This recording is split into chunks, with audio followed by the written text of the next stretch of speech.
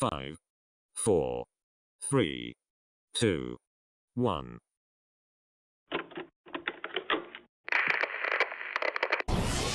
They ain't never seen nothing like this before. Lit the room when I came through the front door. Ask me if I should overcome, what for?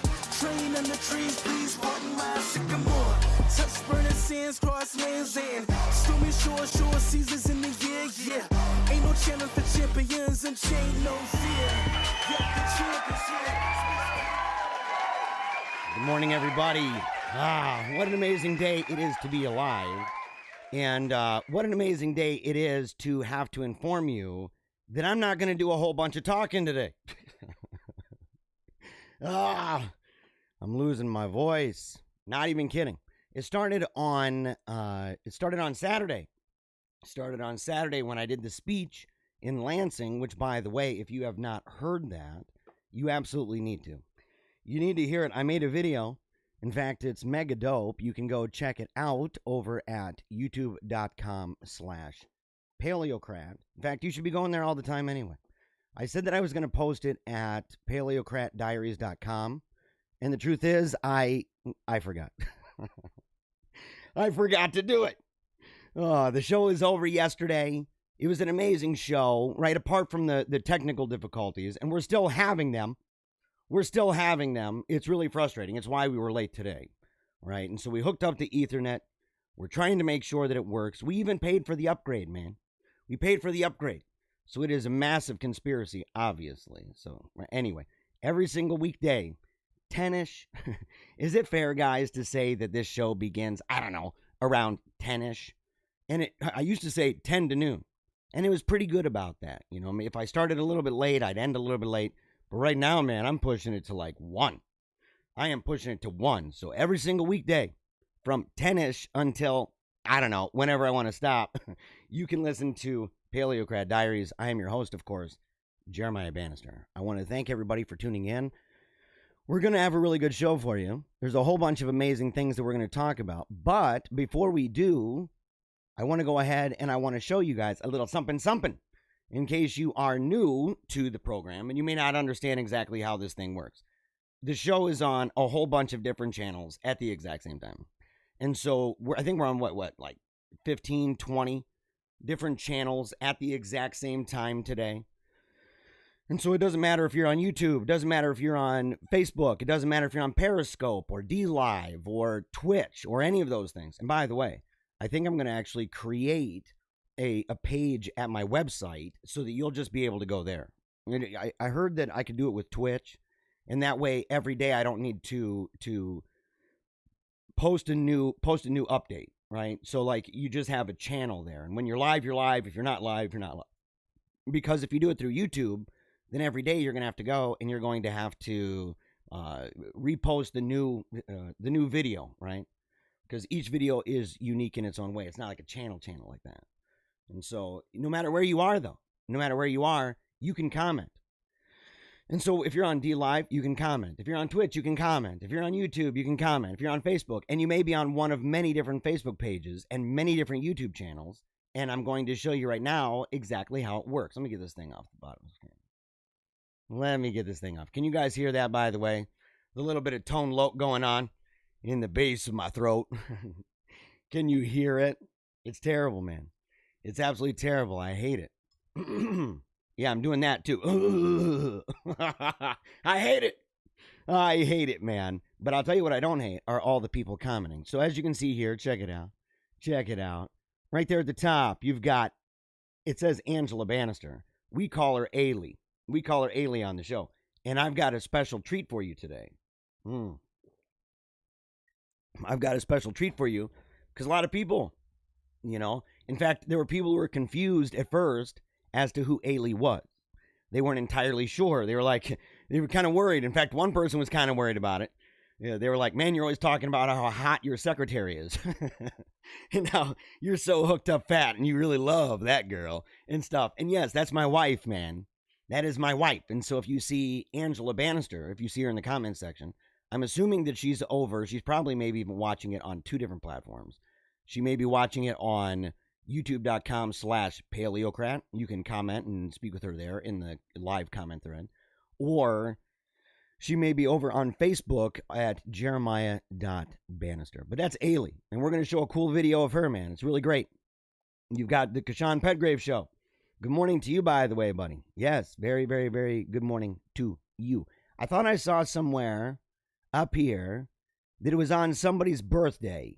Whose birthday is it today, man? You guys got to tell me. Whose birthday? Let's see. David Rice. David Rice. Where's David Rice's comment? I don't even know. David Rice. I guess it's his birthday. Yeah. So Maria, she wished him a happy birthday. I want to wish him a happy birthday. I would normally sing it. I would normally sing you a happy birthday, bro. It's just the truth. I do that. I used to work at a roller rink. I was a DJ, and that was one of the things that I had to do. I had to sing happy birthday to a whole bunch of little kids, and it was a ton of fun. And so I have a certain way that I do it. It's really awesome. I know you'd love it. I know you'd love it. But either which way, man, I hope you have the greatest birthday in the world. I hope it's the best birthday you've ever had in your entire life, and that it only gets better every single year from here. And maybe next year, man, hey, if you tune in next year on your birthday and my voice isn't messed up, which it seems like it does it at least once a year, right? I do a lot of talking, and so that's just kind of the way that works. But if you're here again next year, man, I will sing happy birthday to you. All right, look at this. James Marone. Jeremiah, you're quite the wordsmith. I saw that comment, by the way. Saw that comment. Oh, man, dude. Saw the comment on YouTube about that, and super excited about that. Comment on the YouTube video for the speech that I did. And again, you can go check that out. youtube.com/paleocrat. Let's see here. Yeah, David says, oh, man, I bummed you out too, man. You're happy it's your birthday. You're happy that you're here, and then you couldn't hear anything. That's not good. That's not good. Oh, my gosh, man. Let's see here. Bethany says, you're maskless in Aldi with me right now. You're maskless in Aldi right now? Yeah, look at that. Happy Tuesday. Yes, happy Tuesday. Good morning. Tuesday morning. I love you guys. And yes, Angela says, I'm Ailey. I'm only on YouTube. Yes, and Kashan, last thing. Yeah, Teresa Nelson, hello again. Hello, it's nice to see you. Kashan Petgrave says, great website, by the way. I signed up to your newsletter. You got to do it, guys. You got to sign up to the newsletter. It's really, it's not even technically a newsletter yet. And I was going to use MailChimp, but MailChimp's gone to the dark side, man. He's gone to the dark side. And so it's not good, man, because what did they do recently? MailChimp. Who did they drop? And I know they've dropped a whole bunch of conservative and traditional and religious groups. They've done that, but it's gotten real bad recently. In fact, so has oh my gosh, WordPress, man. WordPress dropped one of my favorite sites on the internet, Conservative Treehouse. If you don't follow the Conservative Treehouse, he's also known as The Last Refuge 2, the number 2. I think it's a picture of a Wolverine. And The Last Refuge 2, if you go and check that out on Twitter, you got to follow him at Sundance. And Conservative Treehouse is amazing. They got a notification from WordPress saying that the content of the website does not match the mission of WordPress. That, by the way, is frightening. It's frightening. And I'm just going to tell you right now, you are actually going to see a lot more of that. Oh, okay. Yeah. Chad Lutsky. I know. Look, if Chad Lutsky, he is the award-winning author and my fellow co-host over at Paleo Cheese. If he ever drops in here, man, and he posts a comment, I just know it's snarky. I know he's coming at me, man. I love that guy. One of my favorite guys in the entire universe, man. We've done so many videos together. Throughout the years. It's crazy stuff. I even lived at his house. Man. So really, really, really great guy. In fact, it's funny because I don't know. I'll have to tell the story sometime as to how I met him. But it's a cool thing because the job that I had at the time that I met him was the job that his wife left from when she was on maternity leave. And I found that out after they had the baby. And it was shortly after that, as I'm holding this baby, that the baby, spit up all over me. It was awesome though, man. I love that kid too. The kid's growing up nice and big, but Chad says a newsletter is where you send out info to subscribers. Oh, dude, I know that. I know that. Oh, man, dude. You're a jerk. Oh, I love you, bro. I love you, dude. And yes, WordPress is definitely pulling subscribers, man. Is definitely pulling subscribers. I wanted to show this too, by the way. I mentioned how my son, that's little Louie. Okay, that's little Louie. Look at his hair, man. I gotta zoom in on this guy. Let me see here. Boom, boom, boom. There you go. Look at his cute face. Look at this guy's cute little face, man. And look at his hair. By the way, it's entirely natural. We have people all the time, they're like, dude, man, that highlight that you put in his hair looks great. And I'm thinking, why would I do that? Why would I do that to my son? You know what I'm saying? Although, I'll tell you, it looks mega dope. But it's natural. He's got that splotch of hair, and it's right on the crown. And so it kind of spirals all over the place. It's totally great, man. But he had I mentioned yesterday how he had something fall on his toe, and he had pressure underneath it, and he went to the hospital. But I have to tell you guys something, actually, and this is actually a very embarrassing thing for me to say. And in fact, great shame that I have to say this, and even sadness. And so I shall try very hard not to cry. I shall try very hard, but it's embarrassing. But it happened, and I need to tell you, because just as a warning to other people, I've struggled most of my life with smoking. Okay. So nicotine since I was like 17 years old. In fact, not the first time I ever got busted stealing something, but the first time it was a big deal that I stole something and it turned out being, a big deal and everything, was at Meijer. It's a store up here in Michigan. Actually, Peter Meijer, the heir to the Meijer fortune and family there, he is now a representative being sent to fill the spot of Justin Amash, the now disgraced former Republican guy, libertarian dude who was duped by Mueller and Russiagate and all that crap. So, I stole a pack of smokes from Meijer.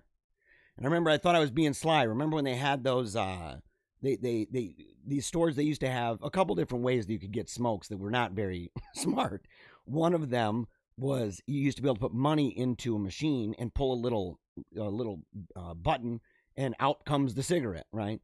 Or out comes the pack of smokes. And so that was one way. There's no way you could verify age or anything like that. It was a bad idea, obviously, right? And so that was not good. But then there were the ones that were like a little carousel, okay? And like they have with sunglasses in stores, but they used to have just rows of cigarettes. And I remember I went over there, I grabbed, National Enquirer or something out by one of the checkout lanes. And I'm sitting on the floor. I'm sitting on the floor, and I'm pulling out one of these packs of smokes, right, underneath the National Enquirer. I'm pulling it out real slowly, looking around. I'm not processing that there are cameras all over the place. And it's really suspicious to see a kid sitting on the floor at Meijer. It's just really suspicious. So I'm sitting there. I put it in my pocket. I put it in my sock. I later walk to the liquor aisle, which is the word. So I'm like doing many things dumb. I go to the liquor aisle, and I pull that pack of smokes. I pull it out, and I put it in my back pocket, and I think I'm being sly. I think I've got it made, and we're walking out with the family, and I'm behind everybody. And next thing I know, I've got like 5 guys coming up on me, and they're like, "Sir, you got to come with me." So I ended up going to security. My parents didn't even know until they got out to the car, and they're like, "Where'd Jeremiah go?" And then they hear over the loudspeaker, "Can Mr. and Mrs. Bannister, Timothy and Annette, can they please come to the security office?" It was bad, man. Right there on the counter is a pack of Camels. But I struggled with it. I struggled with chewing tobacco. In fact, when I was in the Navy, I used to chew and smoke at the exact same time. And it was really bad. I mean, that's obviously really bad. I used to smoke pipe. And so I stopped all of these things. But I've struggled with it over the years. And, I've gone kind of back and forth. I've one thing that really helped me was using e-cigarettes. Okay, so e-cigarettes really helped me because I was able, number one, it helped my mouth. My dentist was like, he thought I'd just completely stopped because I was no longer having the problems with my teeth, the coloration, the dryness of the mouth, the decay, other things. Nothing else had changed. My diet hadn't changed. Nothing else had changed. It was just that. And that was kind of at the onset with e-cigarettes. And so I would use those to drop down in liquid. I would drop down in the amount of nicotine. So I'd go further and further and further down, right? And eventually get to zero. And then I would quit. In fact, you can see videos of me where I tried quitting. In fact, I quit for a decent amount of time. And I've done this before. You know, I would smoke and then I'd quit. And I'd be off it for a year and a half. And then I'd smoke a cigarette, something would happen. Or I'd sit there and I'd start vaping again, whatever it was. And so it's been a back and forth battle for a long time. And I had stopped when the lockdown first happened. But it was really hard on me. So I ended up falling, and I went and I bought a pack of smokes. It was late at night. I was like really struggling. And I went and I bought a pack of smokes up the road and a pack of cloves, DeJarms. And I came home and I was smoking them downstairs. But I realized I started going, I would make excuses like, oh, I'm not going to do it very long. You know what I mean? I'm just going to do this. And I'd find myself waiting until the kids would go to bed, and I'd walk back up to that store and buy more. And so I said, well, I got to do what I've done many times. I got to get back on a vape, and I got to just wean myself off because it's really tough. It's a really hard thing for me. And so I did. Now, that's been fine. Got down to 3 milligrams. And again, this is embarrassing. I don't even like talking about this. I'm sorry it's taken so long, but it's important. Okay. So I've been doing good. I'm down to 3 milligrams of nicotine. Right, so I'm down. Next level for me is 0. Okay, that's it. And once it's at 0, I eventually get upset and put it away, and then it's gone for a year and a half, 2 years. And that's been kind of the pattern. But something happened, and this is why I'm telling you. Because one night I'm laying in the bed, and I'd done the show. I was super tired, getting ready for other things, and I was just resting for a minute. I'm laying down, and all of a sudden, little Louie, the guy on the screen, he comes walking in right next to the bed, and he hands me a bottle of my e-liquid. And I looked at him, and I said, well, why? I'm like, what are you doing with this, buddy? And I looked at it, and the cap was off. And he pointed at his mouth. Nicotine's poison. I was so freaking scared. I called poison control right away. I was so scared. And the lady on the phone, her name is Francine. And gosh, man, I'm going to try not to freaking cry. I'm so sorry, dude. I hate doing this. I've been pushing it away for days. Forgive me, please. I called this lady, her name's Francine. I didn't call Francine. I'm not like, hey, Francine, like I know the lady at Poison Control. And she said, look, how much was it? And there was no way for me to know exactly how much. It didn't seem like he drank it. But I told her, and she was asking how much is in it. And I told her. And she said, I'm calling the children's hospital right now. You need to send him immediately. Now, I was like defensive a little. Because she was really, really hardcore about it. And she was really serious. And she said, Mr. Bannister, if he ends up having nicotine poisoning, he could go into seizures. He could stop breathing. And I was like, well, how much nicotine's in it? I mean, it's a small amount. And the truth is, I mean, there's, she said, well, if he ate 3 cigarettes, for example, well, that's actually a lot. And people don't know that. Like, that's actually, ranging anywhere from 8 to 20 milligrams of nicotine for each one. So, I mean, you're talking, anywhere from what? 24 to 60 milligrams. But I was trying to think, how much would he have to drink of this bottle? And I didn't know. And so I was worried. And the lady told me, she said, well, look, I can't make you go. But if I was you, I would. And you should at least go, at least have him monitored. And I I did. I went to the hospital with him. Athanasius came along with me, and we went to the hospital. And they put him all stickered up and everything, and we watched different movies. We watched Finding Nemo. And then he realized he wasn't a big fan of that. He wanted to watch Cars. He's a big fan of Cars, not a big fan of Nemo. And I, to be honest, I'm not really either. You know, I was like, I don't know, the main character. I mean, I don't think hardly anybody remembers anything about that guy. You know, so it has a lot of flaws, a lot of weaknesses at least. And I don't want people throwing stones at me for dogging Nemo or Nemo's dad. But we were watching Cars. And I sat there, and for about 3 hours, I just sat right next to him on the bed with my arm around him, playing with his hair, and really hoping to God and praying to God that he wasn't going to have any problems. And any time, you know, that the machines would beep, I would be so frightened, and I'd look up there, and I don't even know how to read all those numbers. You'd think I would, having gone through cancer. Having gone through cancer with my daughter. You know, you think I would have been asking all these questions. Sometimes I'm just too concerned about what's going on to really care about that. Other people, it's a division of labor. Let them deal with the beeps. I'm dealing with the heart racing. And they came in and they talked to us. And so as I came home, they let us go. There was nothing wrong. Nothing happened. Nothing wrong. You know, and we go home. And on the way home, I get a phone call from my wife, and apparently Francine had called the house. And she had asked, you know, if I had, you know, sent him, and she was just wanting an update, you know. She's like, this lady is genuinely concerned. She hears this kind of stuff a lot. Not with the nicotine all the time, but she's heard it. She's lived it. This is her job. This is her job. And so I called her. And because I wasn't, when we first talked, I was kind of like, man, you know, slow down a second. I was scared. I was defensive about what was going on. And I called her and I thanked her. And I told her, I said, I just wanted to tell you, I'm really grateful that you do what you do.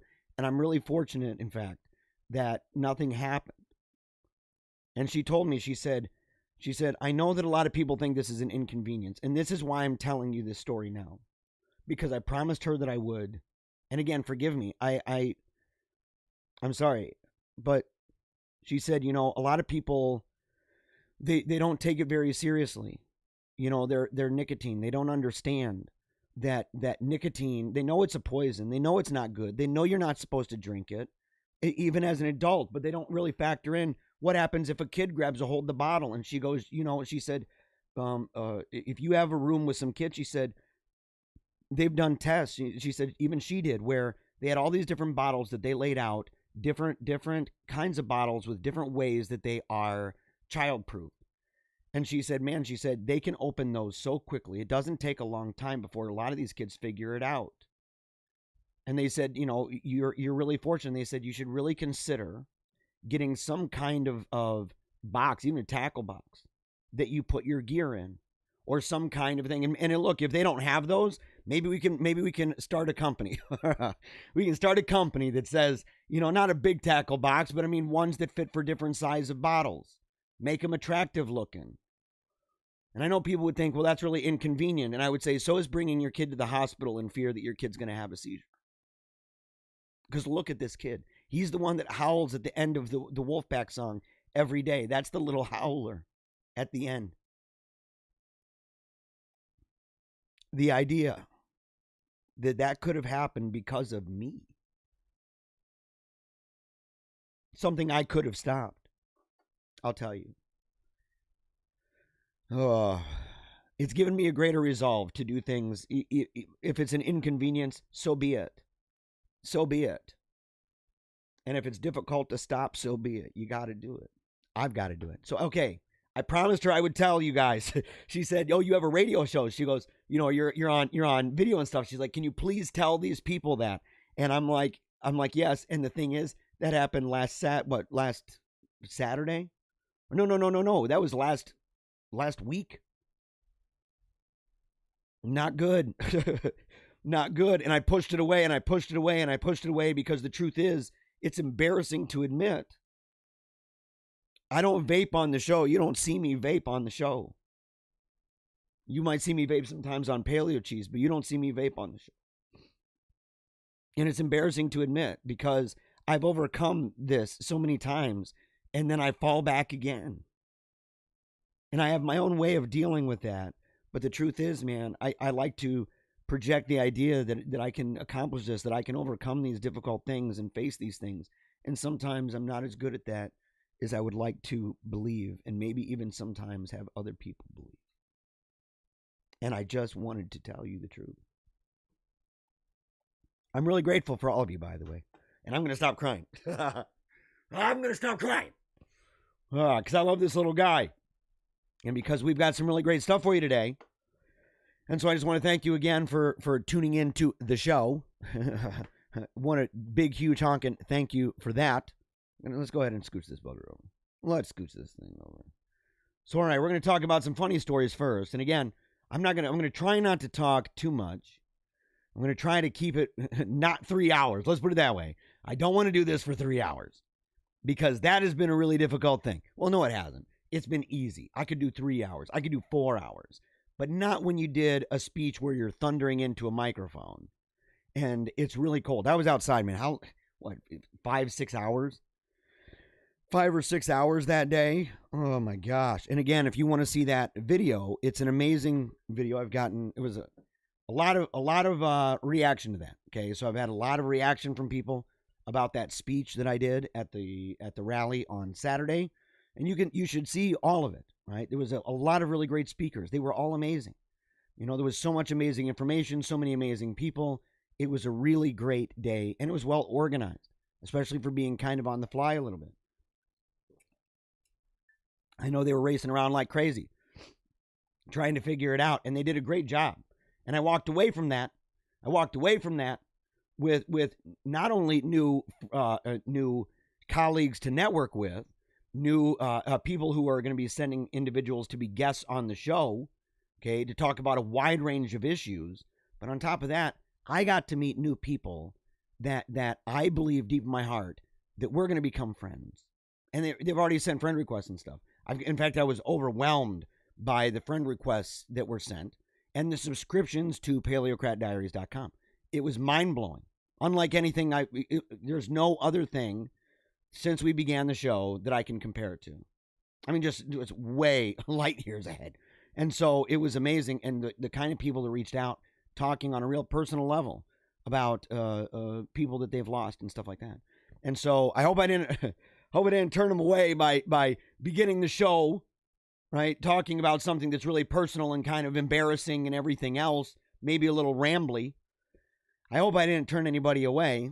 I mean, it's just true, you know, but I felt like I needed to tell you guys. And again, I promised Francine. And yes, Brian Parker in the comment, he says, your speech was awesome. Thank you very much for that. Teresa Nelson says, thank you for sharing about that. Yes, you're welcome. About the e-liquid and the fear with Little Louie, man. Little Louie. And I hope you guys love him at the end of that video. And if you've got any video of yourself or a picture, if you have a picture of yourself raising your glass high, okay, even just the glass, you don't even have to have yourself, even just the glass, make sure to send it in. PaleocratDiaries@gmail.com. Or, of course, you can send it to me on any of the social media platforms that I'm on. Facebook, Twitter, you name it. James says, your speech reminded me of Bane from The Dark Knight Rises. Did it? It was pretty powerful, bro. It was pretty powerful. No, I gave it my best, dude. I gave it my best. Oh, yes. Kathy says, you are a bold and courageous man. Be at peace. We will all learn from our mistakes if we care by taking personal responsibility. God bless you and yours. Thank you, Kathy. That means the world to me. It means the world to me. And, you know, I won't even say that I'm too bold and courageous because I came kicking and screaming to tell you that story. I didn't want to tell you that story. I didn't want to tell you. Bethany said, it's an amazing group you've joined, talking about the people at the rally. I definitely agree with this. Mark Johnson. In fact, let me go ahead and just get you back up here, buddy. Mark Johnson. Where are you at here, dude? Where are you at? Hey, Jeremiah, I love you, brother. Miss you guys. Thanks for the love videos. I try to watch when I can. Dude, hey. I give it my absolute best, dude. Every single day, I give it my best. And, you know, sometimes it's a hit, sometimes it's a miss. I'd like to believe that, 99.9% of the time it is a spectacular hit. But as as anyone who's tuned in knows, sometimes we have some technical difficulties. That's just the way that works. Barbara says, I'm still here, kissy face. I'm glad that you are. I'm glad you are, Miss Farley. Yes, very happy to see you. Yes, Lincoln Bramlage shared your speech everywhere I could. Great job. Lincoln, you are the man. You're the man. Super happy about that. Glad you shared it everywhere you could. And remember, that's the best way you can help the show. It's the best way you can help the show and what we do. Somebody asked me recently, they're like, how many views do you get? And I said, maybe more than I should. Maybe more than I should. But we are a show that has repeatedly stated that we don't mind being small.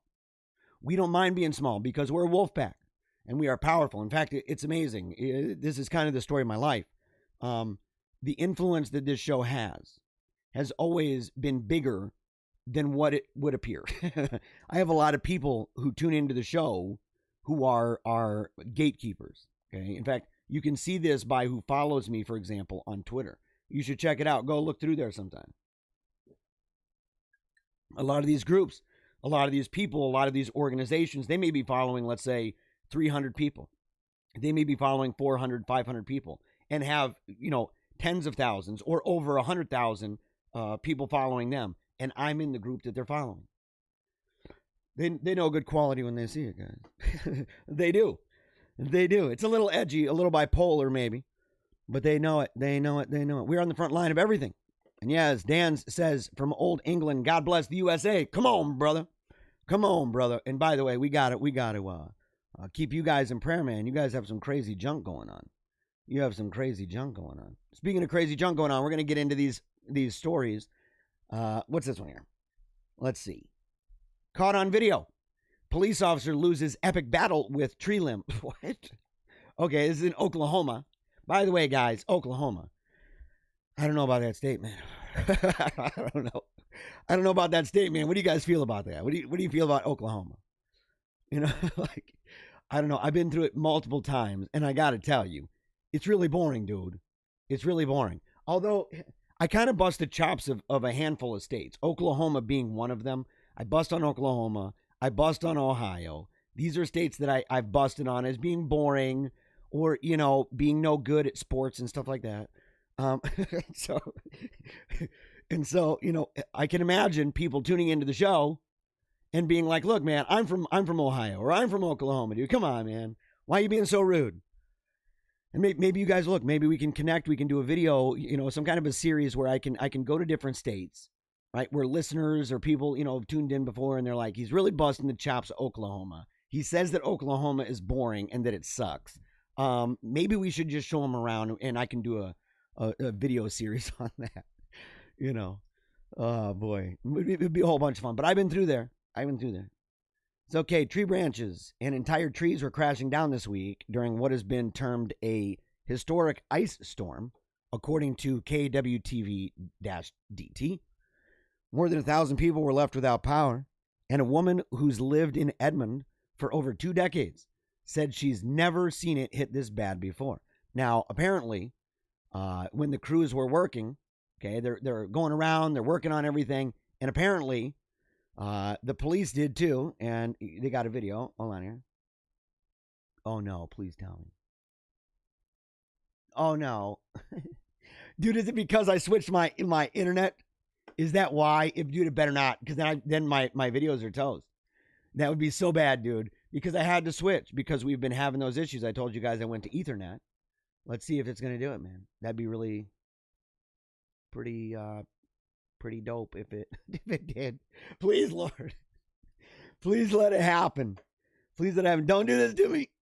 Okay, yeah, this is going to be really terrible because the video is hilarious, by the way. I need to see if it does it to all of them. If it does, I'm going to be super sad. No, it didn't. No, it didn't. It's just doing it to that one. So, okay, we'll scooch by that one. Okay. Man catches 50 caramel corn pieces in his mouth. Do we already know who this is? We already know. We already know who this is. What's his name? We need the fact checker, Annabelle. We need Annabelle on it. Stat. What is? Oh, I'm sorry. I've already got it. David Rush. David Rush. This guy is an attention whore. He is. He's an attention whore in Idaho, man, with a talent for breaking Guinness World Records. I've been told that there's no fame and fortune in breaking a Guinness World Record. I just don't know about that.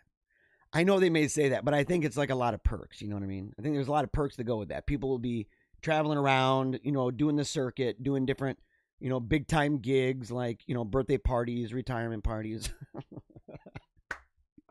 People are like, dude, get that caramel corn guy. Get that caramel corn guy, man. Can you do it again? Can you do it again? Oh, so yeah. Okay. So here he is here.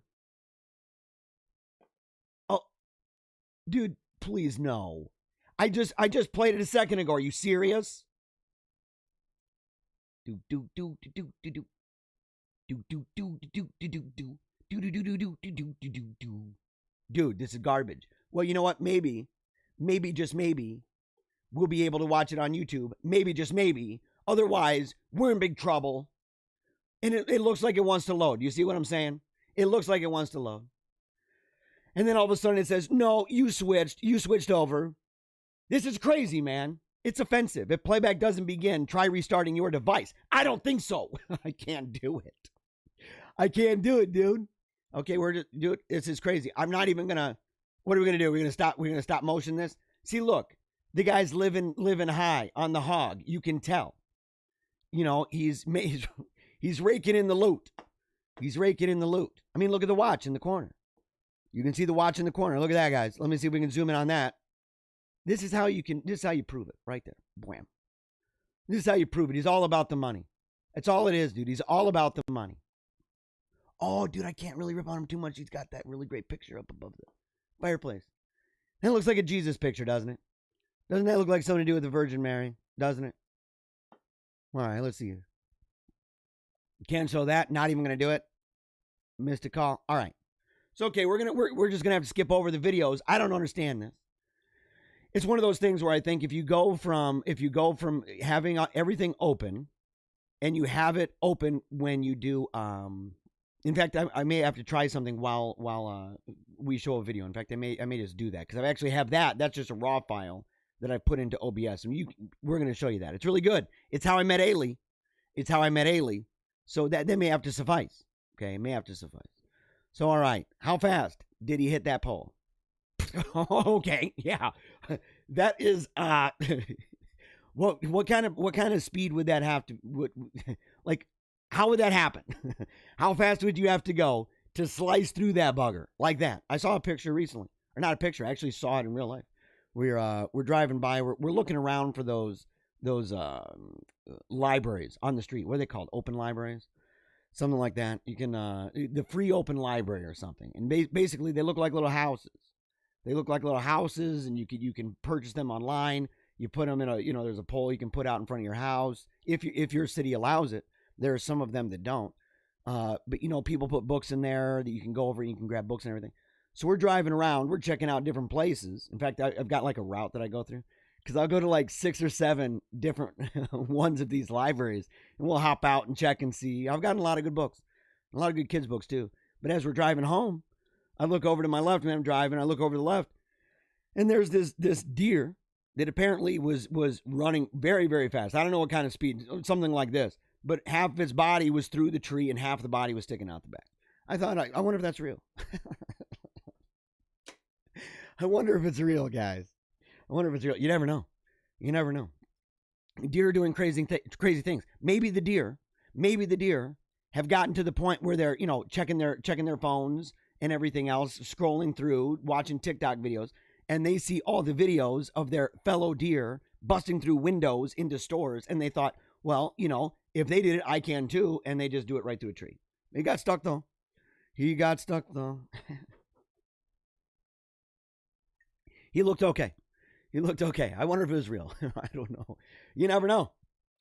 I can't show that because it is dude, this is garbage. Yeah, it's just not going to do it at all. It is not going to do it at all. So here's the thing. Okay, we'll do this one. And I feel badly, by the way, about that. I feel badly. We're going to see if we can fix it while I play a video for you guys in a moment. I'm going to see if behind the scenes, right? I'll have to mute stuff and everything, but I'll see if behind the scenes, if I'm going to be able to fix that, okay, and see what happens, we'll see. Okay. So, not to sound old, and then this was sent to me by a viewer, not to sound old, but hearing that Blue's Clues now uses email for mail time and a smartphone instead of a handy-dandy notebook almost broke me. Dude, that's the worst. It's the worst, man. You know, that was one of the redeeming qualities, man. And is that true? I didn't even know Blue's Clues was still on. I didn't know Blue's Clues was still on. Not ever since the original guy ended up leaving. What you wanted to do, like major time acting and be in a band? I'm thinking, dude, you're on Blue's Clues, bro. Like, that's major time acting. I'm sorry to tell you. Like, if you don't think it is, you know, I don't get it. I mean, I guess I can imagine, you know, someone saying, look, every day I'm kind of by myself jumping around in front of a green screen. That would get, you know, maybe a little redundant. But at the same time, I'm talking into a camera by myself. Okay? And how do you know that behind me is not a green screen? How do you know? Can you prove it? Do you have a scientific study? You know, but thing is, I didn't even know that show was still on. I knew that there was a guy that took over for him. I knew there was a guy. I'm waiting for the diversity to kick in. I'm waiting for the diversity to really kick in, where you have, you know, the quadriplegic Eskimo lesbian in a wheelchair, you know, with freckles and red hair, playing the part with blue. It's part of an agenda, by the way, isn't it? Isn't it? Wasn't blue a girl and wasn't magenta a boy? Was that how it worked? Wasn't that how it worked? It's obviously part of an agenda. It's predictive programming. They're priming us, guys, and they've said, look, we're gonna do these little cues and mix it up, man, and that way when the kids get older, they'll be like, no, it's fine. It's fine. Boys can like magenta and girls can like, you know, blue. And that's true, by the way. In fact, the colors that I used on the video for the speech that I did in Lansing for my name is blue and magenta, basically. Oh, boy. Yeah, okay. Let's see. Okay, here's one. Woman unknowingly has part of her ear removed during nose job surgery. Okay. Yeah, how is this even possible, guys? How is this even? And look, oh my gosh, you look at the freaking ear. That sucks. That just sucks. Why? What kind of doctor did this? Dr. Scissorhands. Well, no, Scissorhands was really good at doing stuff like that. I mean, who would this be? Who would this be? Leatherface? She goes in, it's Dr. Leatherface. Oh, man. Some Texas Chainsaw. It's like, what hospital did you go to? Yeah, Texas Chainsaw Medical. You're like, what? Why would you do that? I wanted, you know, a little bit done with my nose. And it's like, well, you know, believe it or not everybody smells out of their ear. It's, you know, it's something you have to be, it's a really unique gift and talent. It's one of those things, super rare. And you guys, if there's actually something out there where somebody's able to smell through their ear, like, highly unlikely. Don't believe it. Do not believe it, man. Oh, but that's so terrible. A woman was shocked to come home from a nose job to find that part of her ear had also been removed. How would you even wait until you get home to find that out? With the hospital later admitting that it had been used for the rhinoplasty procedure. Well, what are they going to do? What are they going to... Are they going to fix it? Are they going to fix that? Is that her right there? Or is that stock? Oh, dude, look at this. That's put together. See that group right there? Newsflash. Yeah, Newsflash. Is that what the group that I think I submitted a video that, in fact, they've already shared with certain partners. I haven't been notified yet as to who bought it, but I shared a video giving my thoughts on the rally, not this past weekend, but 2 weekends ago. Shared that video here on the show. But is that her? Maybe. Dude, that's so gross. Yeah, Newsflash, man. Oh, yeah, she said she couldn't believe that the doctor would remove her tragus. Is that I didn't even know what that thing was called. During the surgery without her knowledge or consent, telling local media that it's not something that was specified beforehand, and that she expected the doctor to use cartilage from behind her ear. No, they wanted to make sure that you had an ear that looked like that. I don't mean to laugh at this lady. but I'm not even going to laugh. That's so bad. I would be furious. I'd be furious. I'd be like, dude, nobody's going to think that looks remotely normal. That's just gross looking, isn't it? Doesn't that just look messed up? People are like, dude, what's wrong with your ear? Oh, my ear helped to get put into my nose. Dude, all sorts of whacked out. All sorts of whacked out. And by the way, what would you guys do in that situation? What would you do in that situation, man? If you were that person, would you sue the living snot out of the doctor for doing that to you? Oh my gosh, man. How many more? Let's see. Woman forgets to turn off Zoom. Let's see. I can't watch that one because that's a view. Can't watch that one. So, okay, the last one. Last funny one. Last funny one here. And then we're going to move on to some serious stuff, okay? Woman forgets to turn off Zoom while discussing her monster, with a plumber. Oh, man. Yeah, okay. In 2020, Zoom calls have been the norm, but not everyone is fully adapted to working from home, leading to some mortifying moments being caught on camera by work colleagues. Like, for example, that old Mr. Tubin. Mr. Tubin, doing some stuff with the thang on video, standing up from the Zoom call in the nude, and everybody's like, whoa, what's up with this perv? What's up with this guy? And he was doing some stuff that was, yeah, he ended up getting fired all over the place. What's ever going to happen with that guy, by the way? Is he ever going to make a comeback? I hope not.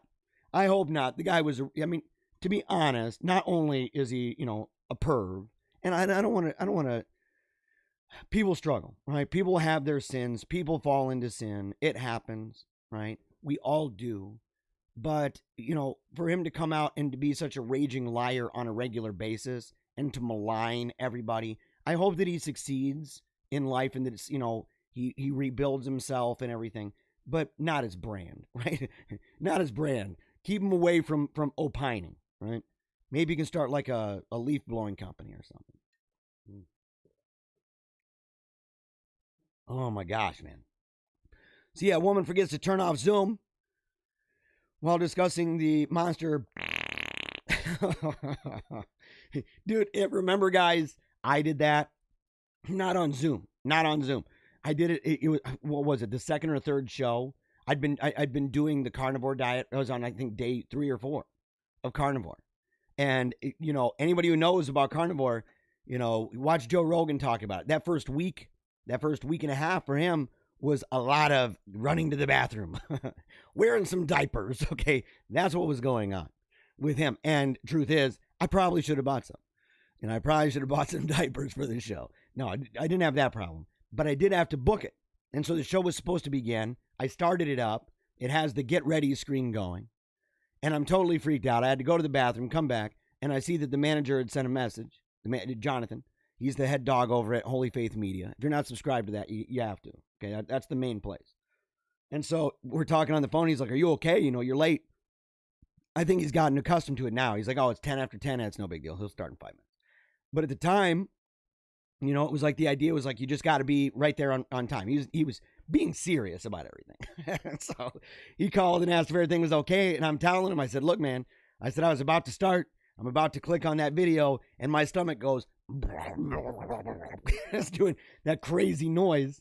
And I'm like, dude, I got to go. So I book him, man. I booked it upstairs as fast as I could. I barely got there. I'm like, oh, freaking out kind of thing. Come back down. Whoo, huge sigh of relief.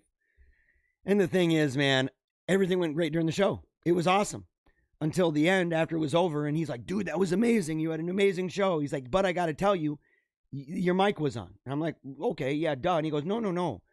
Like a hot mic moment. Your mic was on in the beginning during the get ready part where you're talking about how badly you had to go to the bathroom. I'm like, oh no.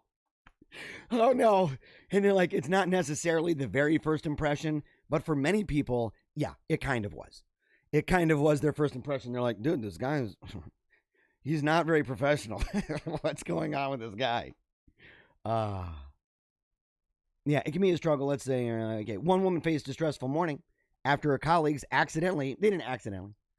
her colleagues overheard her accidentally discussing with the plumber who had been hired to fix the toilet. Well, not even accidentally discussing. She was intentionally discussing, and her colleagues just incidentally overheard it. Just by the nature of the scenario. You got to be careful, guys. You got to be careful when you're on a Zoom call. Learn your lesson. Learn your lesson. Learn it from me. Mics matter, because I've had it where mics are off when I've talked for 3 minutes, man. And everybody in the comment section, dude, your mic is off. Your mic is off. And I'm thinking, oh my gosh, how long has it been going on? Oh, 3 minutes. Is bad. Or where the mic is on and you're super embarrassed because now everybody's heard that your stomach was growling and you had massive diarrhea. And that was really terrible. Or you're Mr. Tubin, doing some stuff that is bad and being very naked and doing things, I don't want to talk about. There's kids watching, guys. And some ladies. I mean, I know the ladies know what that is and stuff, but I don't know. I'll let your mind wander with that one. Don't, by the way, I warn you, don't. Just trust me. You don't want to think about it. Or you're like this lady here. Or you're like this lady here who was talking about pooping. Yeah. And she said it would be a little funny, but it's been a massive struggle. Well, yeah, it was a massive struggle, wasn't it? A massive struggle making friends with my classmates this year. COVID hasn't helped. I'm mortified that this is going to be their impression of me now. I understand. Have you guys ever had a situation where somebody overheard something that you said, whether it was on a microphone, no matter how, where people heard or found out something that you said that was embarrassing and that really messed you up? What was the worst one? What was the worst one, man? Let me know in the comments. Share far and wide, man. I share embarrassing stuff. I share embarrassing stuff, man. Come on, let me know I'm not alone. You gotta tell me. Plus, we'd like to laugh with you. We're not. I promise we won't laugh at you. We will laugh with you. We are a wolf pack here. We're not kicking our own, man. Okay, and here. Can't wait for that recording to come out so I can relive it in 2 times speed. Yeah. Accidentally unmuted myself on Zoom while talking to the plumber and got a bunch of private messages from my classmates letting me know that I'd been interrupting class. Oh my gosh. Okay. So, I mean, that's like, it's not even like maybe somebody's tuned in or maybe somebody's going to skip past the part like with my show where it's just saying get ready and they're like, I'll skip ahead. Like, this is in class, fully attentive. People watching. You got a teacher. Oh, dude, that's bad. That is real bad. Yeah, about how she's wreaking havoc on the toilet. One person said, lean into it, man. You've been able to laugh at yourself, and that should stop most people from making it into a big deal. Yeah, that's so true, guys. It is. It's really true. It's kind of the way that you got to look at things. It's the way you got to look at things in life. And all right, man. Speaking of the way that we look at things in life, I want to share, before we move on, I want to share, in fact, no. First, we got to do the wolf song. We've got to do it, man, because that's how we start our day every single morning. Here, let's go ahead and bring it back to that main banner. Let's bring it back to the main banner. Okay. All right, everybody.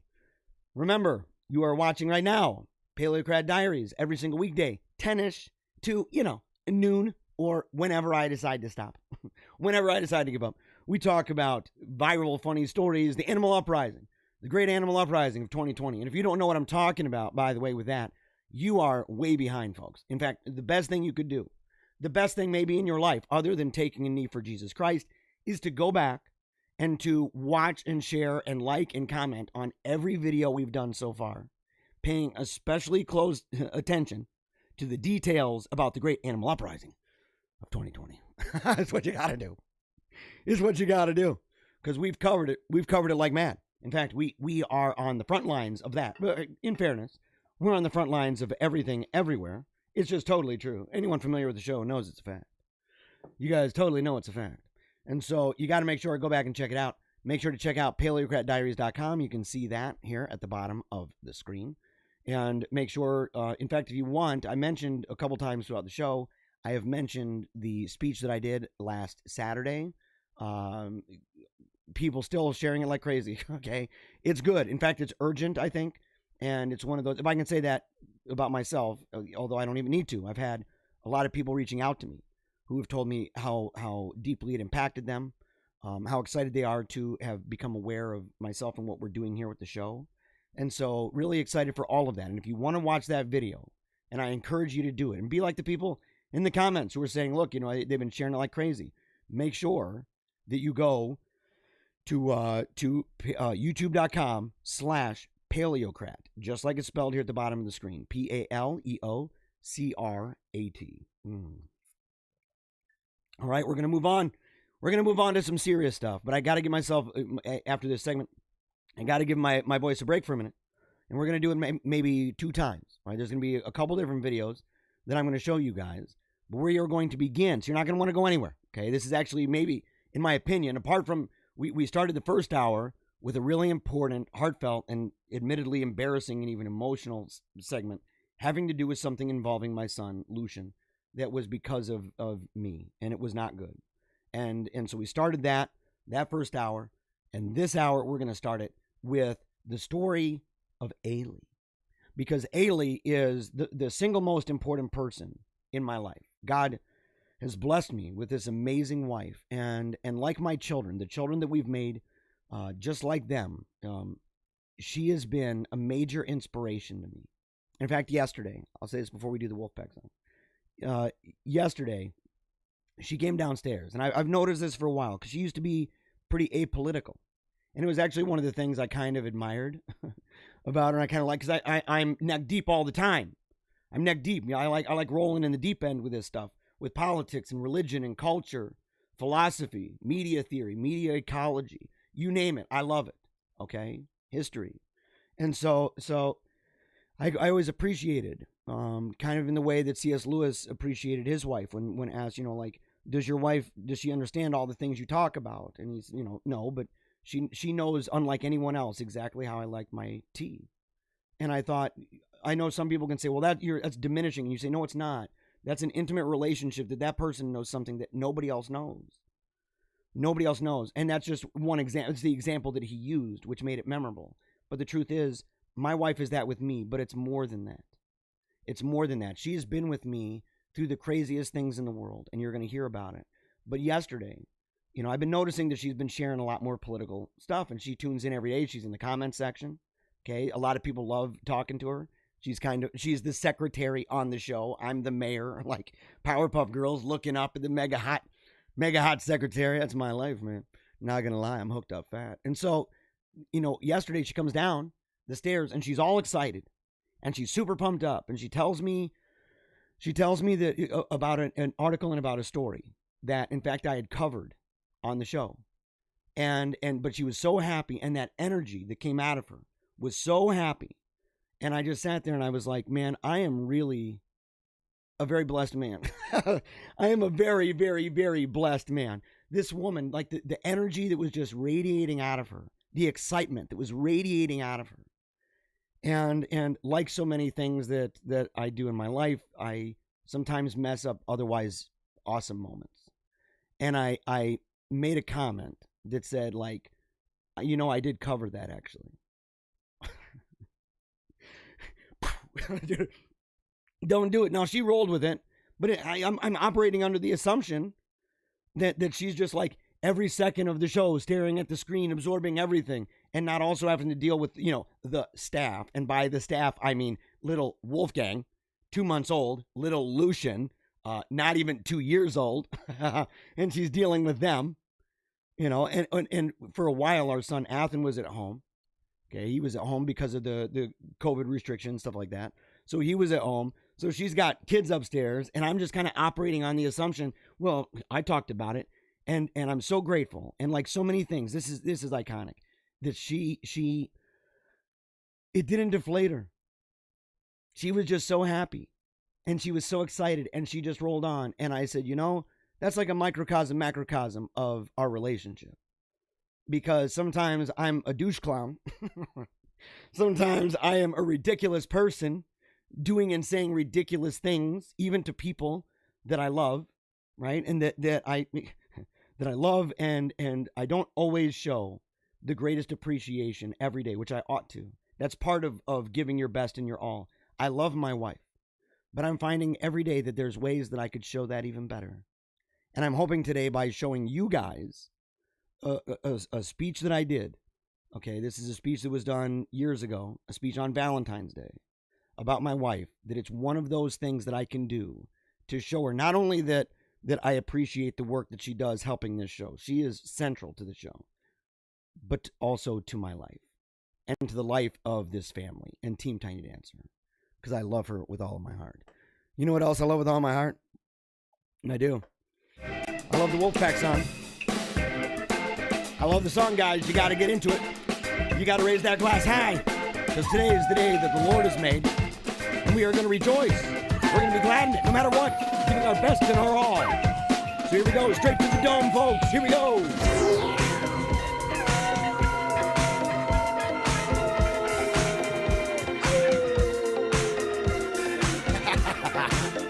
Oh, man, check out that little guy. Dance around, folks. Give it all you got. It don't matter what people think. Here we go.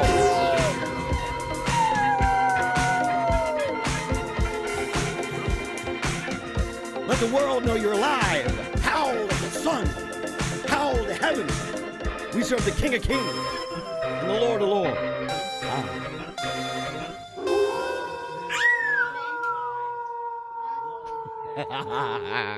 Yes, man. Oh, yes.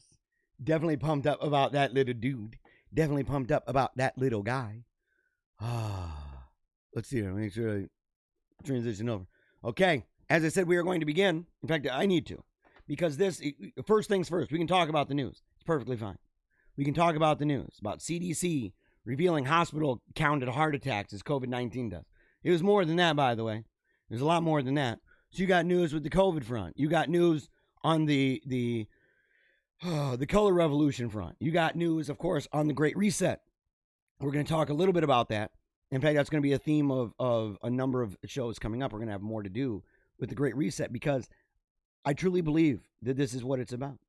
I believe that it's what it's about, and that they knew that Donald Trump, on a political stage, right, was the foremost authority that was preventing that sort of a thing, causing serious problems for the New World Order globalists. But before we talk about any of those things, because in reality, to me, all those things are secondary. First and foremost, family. First and foremost, we are family first people here. And so we are going to show this video, and I hope you enjoy it. I believe that you will. I think you're going to have a good time. And I think it's like 6 minutes long. Okay. It'll also give my voice a break. And so I may have to do this actually over the next couple days. And when I'm not on the show, I've been not hardly talking at all. Okay. Just being quiet, because I needed to get back. It's already starting to get better. In fact, yesterday it was worse. So I don't want to push it too hard. I'm grateful that you have forgiven me for this. And when this is over, I'll go to the comment section before we even go to this, okay? We're going to have a good time, guys. Buckle in. It's going to be a great show. Here we go.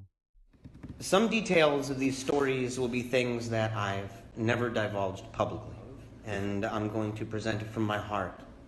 I hope that you enjoy and that you appreciate the sounds of vulnerability.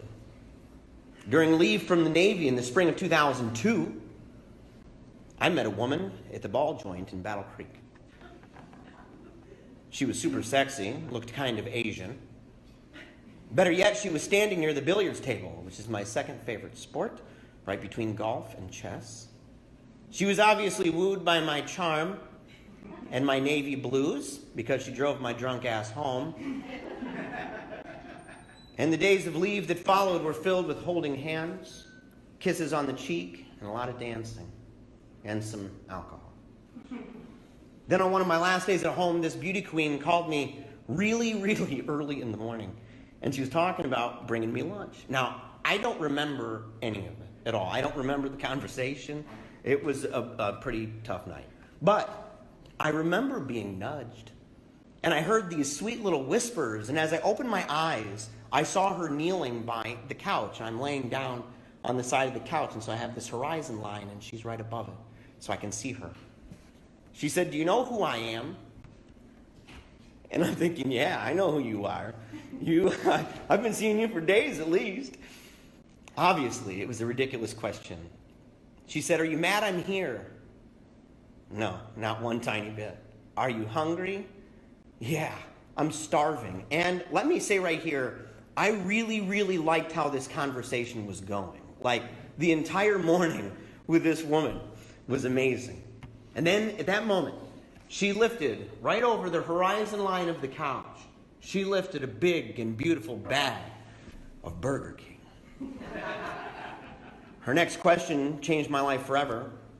Do you want a chicken Whopper?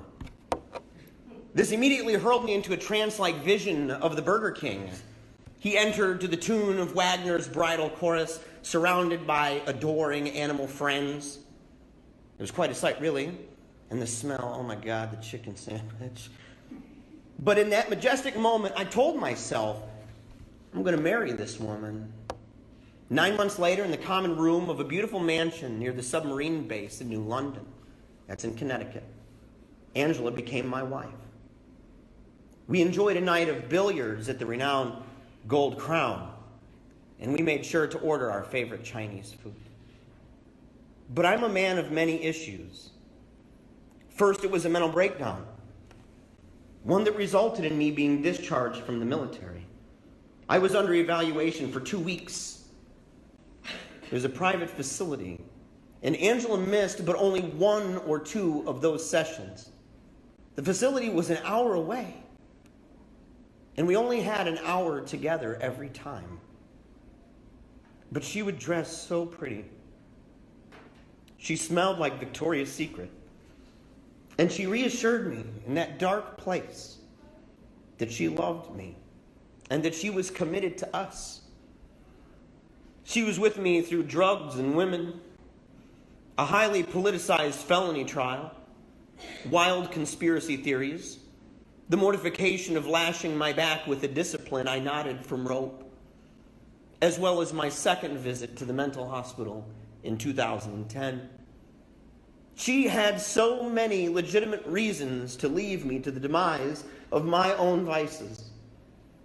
But she chose differently, believing in me when I was totally unbelievable, when no one believed in me, and for good reason. She had some serious tough love, and a lot will forever and ever be on the line. But she's a heroine, and her loving sacrifice and commitment are what history's greatest legends are made of. It's more than her love for me, though. Since the moment our eldest daughter, Samantha, was born, I've witnessed a woman with days filled from beginning to end with the services of motherly love. The way she rears the children, the bazillion ways she takes care of our home, as well as her gracefully handling the lifestyle of being married to a self-made and sensationally manic media man. She puts up with a whole bunch of crap, believe me. More than that, and most important, is that she loves and respects herself, pursuing independent professional goals, exercising, eating healthy, always making time for leisure, and lots of mama and papa time at night.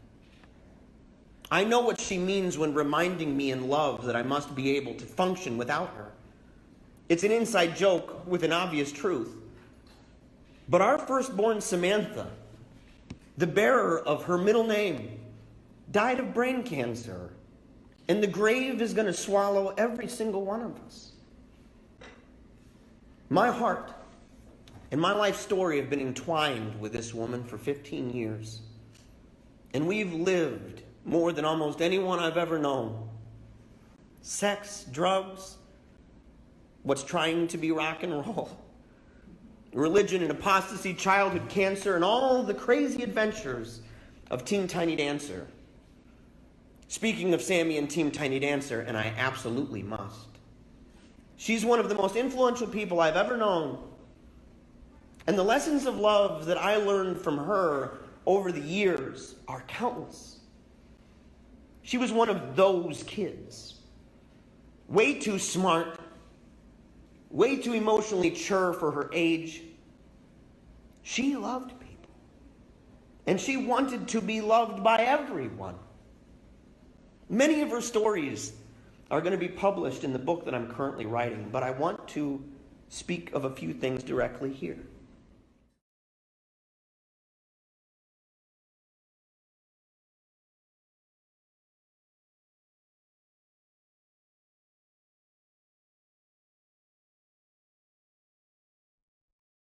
I caught myself.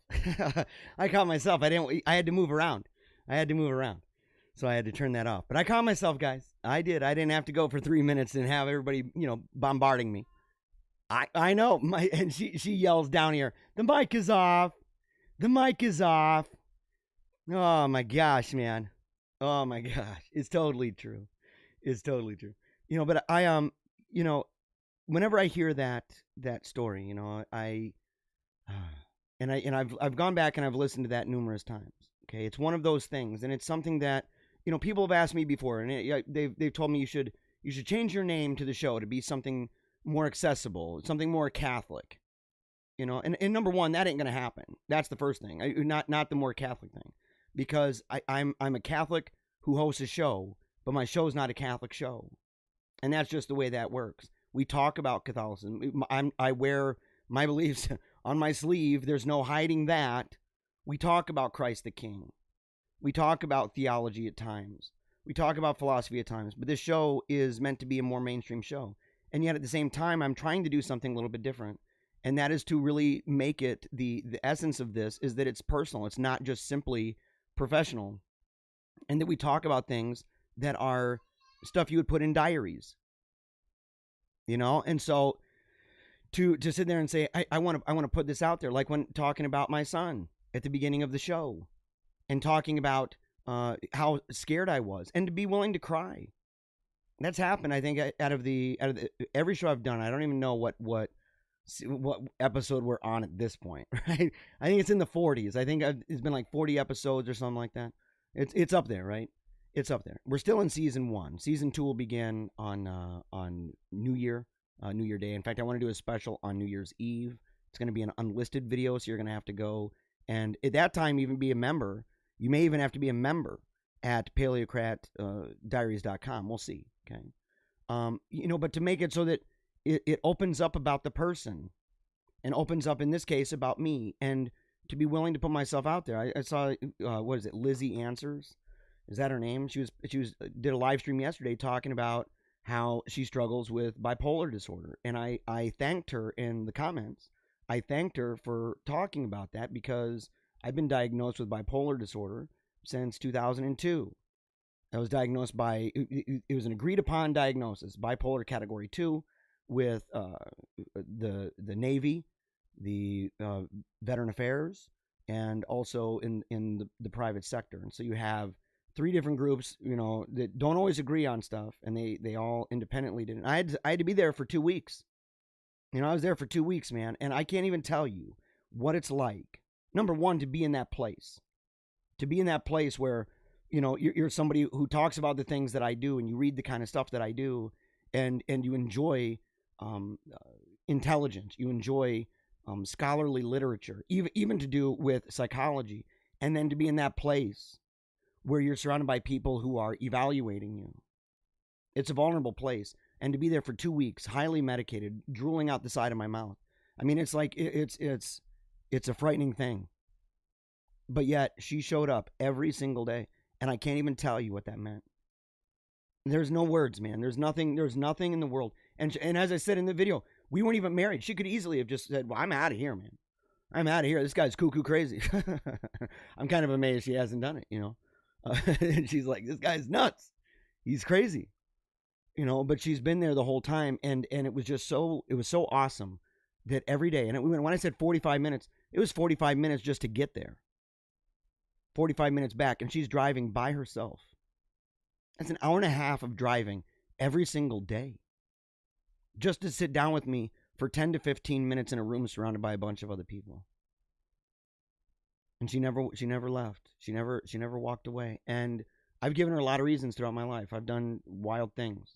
And somebody asked in the comments, actually. We'll just go to there right now. But somebody asked. They said, let me make sure I don't play that video again.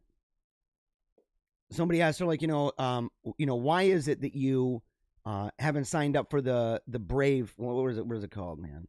What is it called? Let's see. The Brave Creator Rewards. Now, first of all, I don't really know about that. People have asked, why is it that you don't have, for example, why is it that you don't have super chats on your channel? And part of that has to do with the story that I just told. Right? I've gone through, and it's what I said to Lizzie Answers when she's talking about what she's gone through and the way that it's affected her. I said, I've gone through seasons of my life, never like this, never this consistency, where it's like every day you wake up and you do the show. I'd go through these spurts of mania where you post a whole bunch of stuff, and then you go through depression, and it's like, you're struggling, you're super self-conscious, and you're really afraid, and you come in and you go out, and you go back in and you come back out.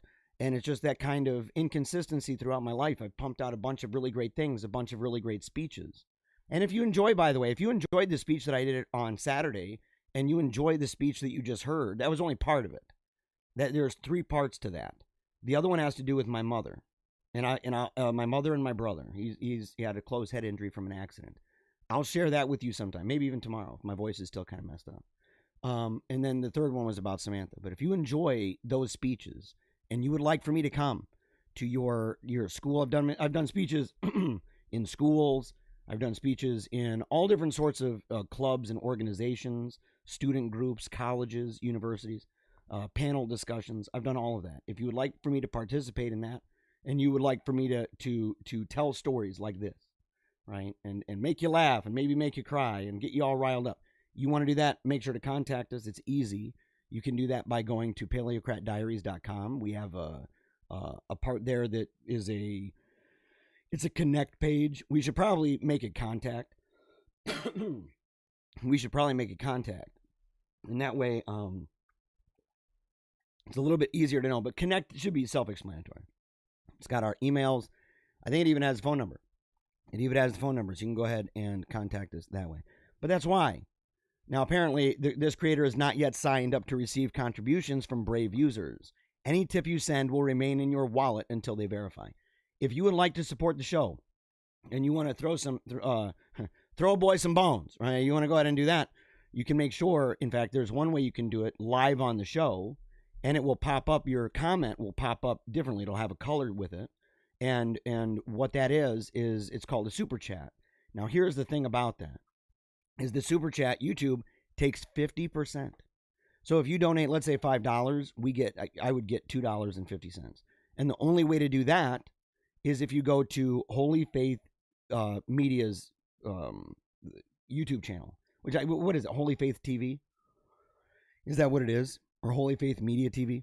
But if you look up Holy Faith Media, and you'll see that I'm streaming live, and so you can go there. In fact, that's the main source. I tell people to go to mine, but that way I do that because then we can build up an audience, and I would then qualify. We're really close. I think we're like 80 to 85% of the way there. Should be good within the next month and a half or so, and then you can do super chats right here, or you can send us some donations. You can either do that if you want recurring. You can do that at paleocratdiaries.com. Just click on the members and services section.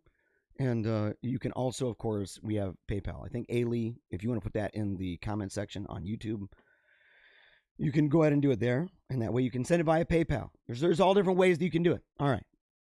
So let's see here. Ailey asked the question about the woman with the ears. Wouldn't she have some difficulty with earbuds? Yeah, they wouldn't stay in. It'd be super duper bad. Yeah, I don't know. Yeah, but Ailey thought that she was that lady had part of the ear taken off and removed on purpose, along with the nose job. Here's the thing, man. I don't know, that's just not attractive at all. Like taking that little bulbous part out of the side of your ear, it just is obviously something's wrong. It makes it look like the rest of your ear, it's like a hook. It's like an eagle's talon. Yeah. Kashan Petgrave, with all the content the Paleocrats create, why don't you have Brave Creator Rewards? Jeff, we just went over there. Let's see. CF Hewling says Bond villain doctor with shaky laser hands. Talking about the plastic surgery doctor. Dude, it probably is, man. Probably is a Bond villain. Oh my gosh, dude. Yes. Annette says, see you later today. By the way, that's my mom. I love my mom. I do. I love my dad too. But he doesn't listen. And that just gets me, man. I don't even understand that. I don't understand that. You know, his son is cranking out the best show in the universe. I don't know why he doesn't tune in. He's watching, you know, Charlie Kirk. Come on, give me a break. You know what I mean? Oh boy, yeah. Okay, yeah. See me later. By the way, my sister. For those following the story of my sister, she's got breast cancer, but yesterday she needed to have surgery on her knee, and she's had that in fact numerous times. Her knees she blew out her knee pretty badly years and years ago. I think it was what was it, a skiing accident? Was that did it? Was that what did it? But she's had bad knees. My dad did too. My mom did too. I did too, but not the same. I never needed knee surgery or anything like that. But all three of them, they've all had knee surgery. But she did a really good job yesterday. People were like worried. They're like, oh my gosh, she's going into surgery, and they thought it had to do with her cancer. I don't believe that is the case. I think it pertained to her knee strictly. But either which way, she came out of it good, and she's a real hero. If you'd like to follow her, she's Phoebe Davis. You can see her on my Facebook, or Crystal Bannister. I think if you look up Crystal Bannister, it'd be the same thing. Okay, let's see here. Barbara says, your bathroom story tops. Yeah, with ski face plant. Okay, so she remembers the other story. Okay, so she's talking my bathroom story, and that it's way up there with the ski face, the face plant that I did when I was snowboarding and going down. And I'm like thinking that, going on a flat board, I wasn't doing the technique where you're going back and forth, right? What is it, slalom? What'd you call that? I wasn't doing it because I thought it was a trick. I didn't realize that's like, you got to do that. You got to do that, or else if you're going straight down, you're going to be going like a bazillion miles an hour, and your mouth is like you're up in a spaceship, like on Ren and Stimpy or something. Oh my gosh, yeah. Okay, yep. Ailey's on the Brave Creator thing. She's going to check that out. Let's see. James said, Jeremiah, the other day you talked about how you're anti-dating. Didn't you date your wife? There are many things, James, that I have done that I would not encourage other people to do. And hey, I'm not saying that only bad comes out of that. What I'm saying is that if you look at trend lines and you see, you say, well, here's a certain way that people that mates are matched. Okay, mate pairing, and you say, if we look at the history of mate pairing, there's a bunch of different models that can be used, and each one has pros and cons. I mean, there's not. There's not any that are like, well, that sounds really great, and where they wouldn't at least desire something from another model. I mean, it's just the way it goes. And so you've got, for example, courting would be one. You've got arranged marriages straight up would be another one. That would be like a different model, right? And there are places around the world even that still do this. In fact, a lot of, even in the West, when it comes to royalty and stuff like that. And so it's not as if it's just, strictly something that you'd see over in the East. But, and then, of course, dating. And you've got that. But, yes, I did date my wife. And also, kind of things happened before marriage that, are exactly what I say is common in the model. So I would say I'm not a good example of that, dude. I also did crazy drugs, man. And so I tell people, don't do those. Don't do those drugs, dude. Those drugs are really bad. And, the argument that, but didn't you do them? I wouldn't say that would go very far. Let's see. Bethany, Mr. Bannister, this is a whole lot of sharing an emotion for one day. It is, isn't it? But see, that's the whole point. It's not just politics, guys. It's not just politics. Yeah, she said, I do appreciate it, though. You're a super deep dude. Thank you for sharing.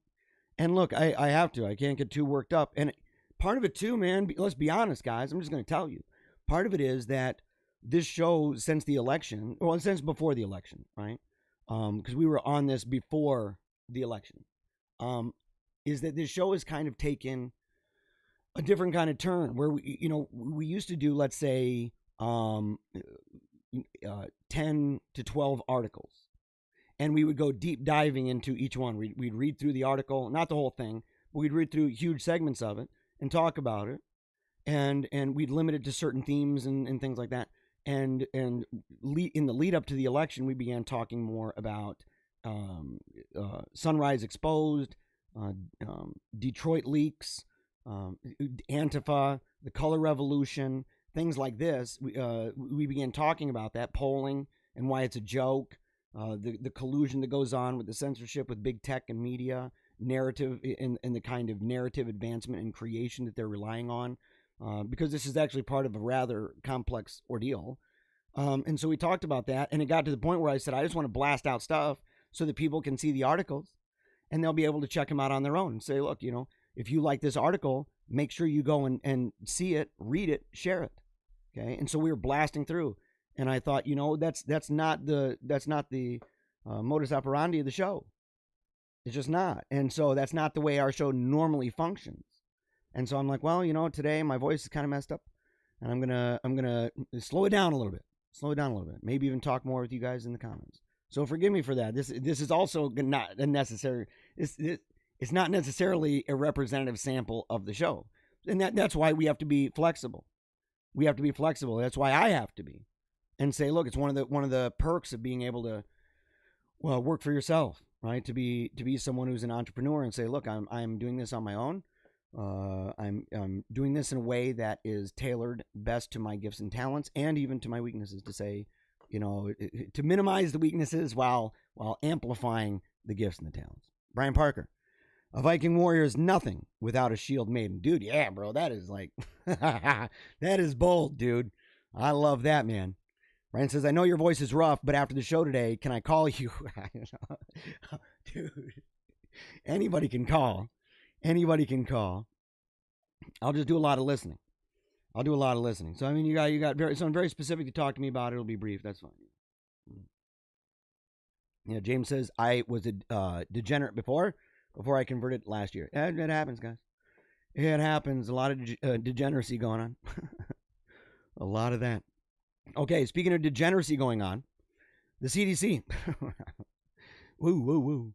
Okay, let's see here. So, the CDC reveals that, man, wow, that is messed up, man. What the heck is that crap? Let's see here if we can zoom. Let's get this booger out a little bit more, and then let's see what happens. There we go.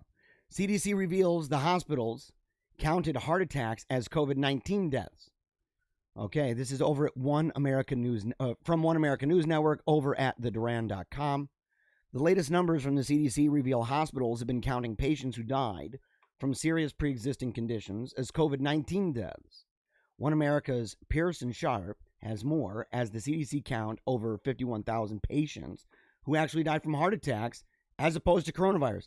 Well, this would actually dramatically impact it. I bet you if you go through and you find out the ones who died of heart attacks, the ones who died of poisoning, because there's a whole bunch who died of poisoning. So like they get poisoned and they end up dying, and the hospital says, "Oh, it's coronavirus." And there's great videos, by the way, that talk about why we need to actually be kind of cautious about the testing that's being done, and say not only is it ridiculously hypersensitive to the point where even Nobel laureates and stuff are talking about the problems, especially with America, with the cycle that we have with that, and the set number for that we're finding stuff, this residue, we're finding other things, and we're calling it COVID. We're saying, oh, it's a new case. It's a new case, and it makes it really difficult. And not only that, but there were people, who was it recently, man? Badu. Recently, they was saying that they were tested. Was it who was it, man? Or was it a sports star? I forget. It was a celebrity of some kind. Tested, I believe, 4 times, 2 tests in each nostril, and they came to different conclusions. And it was done rapidly. It was done as a kind of test to say, look, what does it show? And what it showed was it's not reliable. What the heck is going on with that? Why is that the case? We've seen it where even my sister, and I mean, maybe it's just simply, maybe it's something that like, well, they misspelled her name or whatever. But the fact is, she went in, got her first coronavirus test that she's ever had, and they said, "Oh, congratulations, it's no longer a problem for you." And she's like, "What do you mean, no longer a problem?" And they said, "Well, you were tested before." And she's like, "No, I wasn't. I was never tested before." And they're like, "Oh yeah, you were. You were tested and you were positive 2 months ago. It's in your chart. There's the description." Incorrect, man. Incorrect. And she's having a hard time having him take that off. It's one thing, and here's the thing. I know that, again, maybe it's the way that names are spelled, whatever. I had a situation where when I was in the Navy, they said that I had not received something that I had, but that's putting something in, not, and I don't know. As I said, there's maybe other examples of explanations as to how someone has in their folder that they had coronavirus, but look at the problems that would result from that. Even with the idea for contact tracing and stuff, and that's why it's so problematic. So you've got this. And so it's not just heart attacks, man. We should be looking into stuff like diabetes. And what are the numbers, by the way? Do you guys have any new numbers on the flu? Because it wasn't long ago that the flu in this season was at a number across the country at 67 or something like that. And in previous years, it averages about 1,000. It was way, way below. And you sit there and you're like, that's kind of weird. It's almost like the flu just disappeared. You didn't even have at that time, for that period of time that was being detected and analyzed, you don't even have, you had not even 1.5 per state. It's phony baloney sauce, guys. It's phony baloney. Speaking of phony baloney, here we go with this. Let's see here. Trump campaign pushes back on media reports of changed Pennsylvania case. By the way, this went viral. It went viral that Trump's legal team had changed their strategy.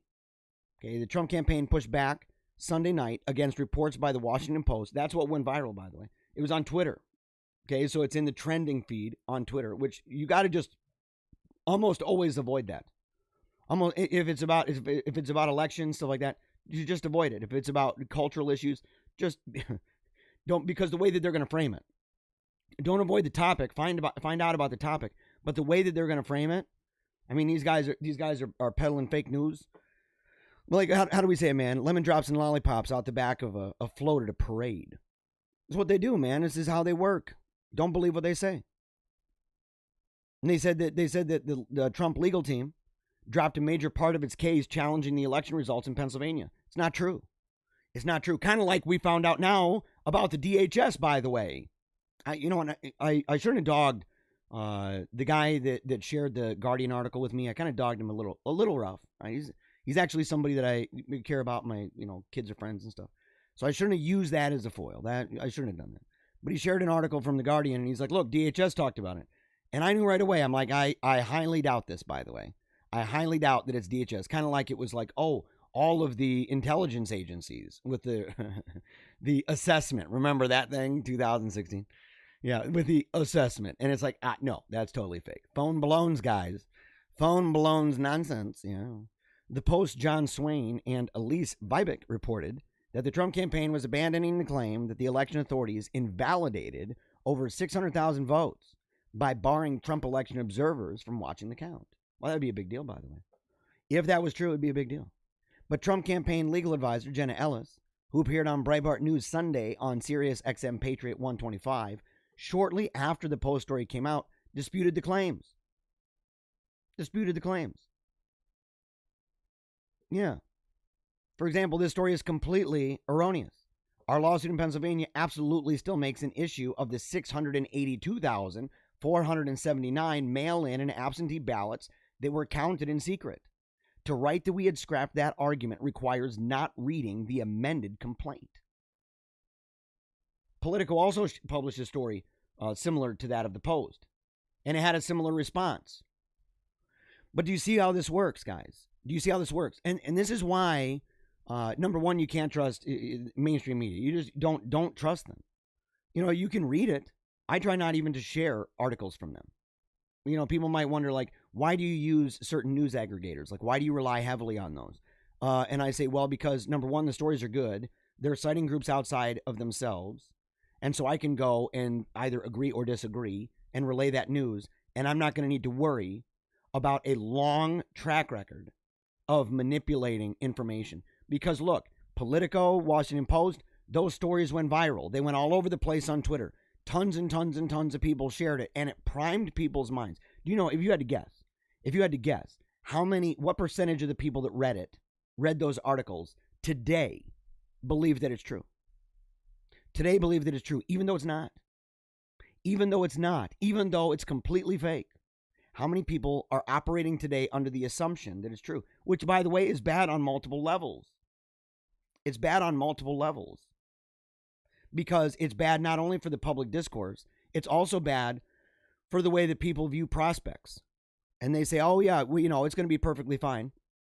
It's going to be perfectly fine that we, Biden is no problem. The courts, they're just tossing everything out. That kind of thing, and it's going to instill within them that thought.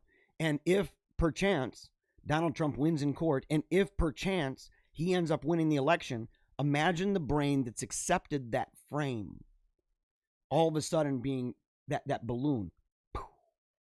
Imagine the trauma. Dude, it'd be way worse.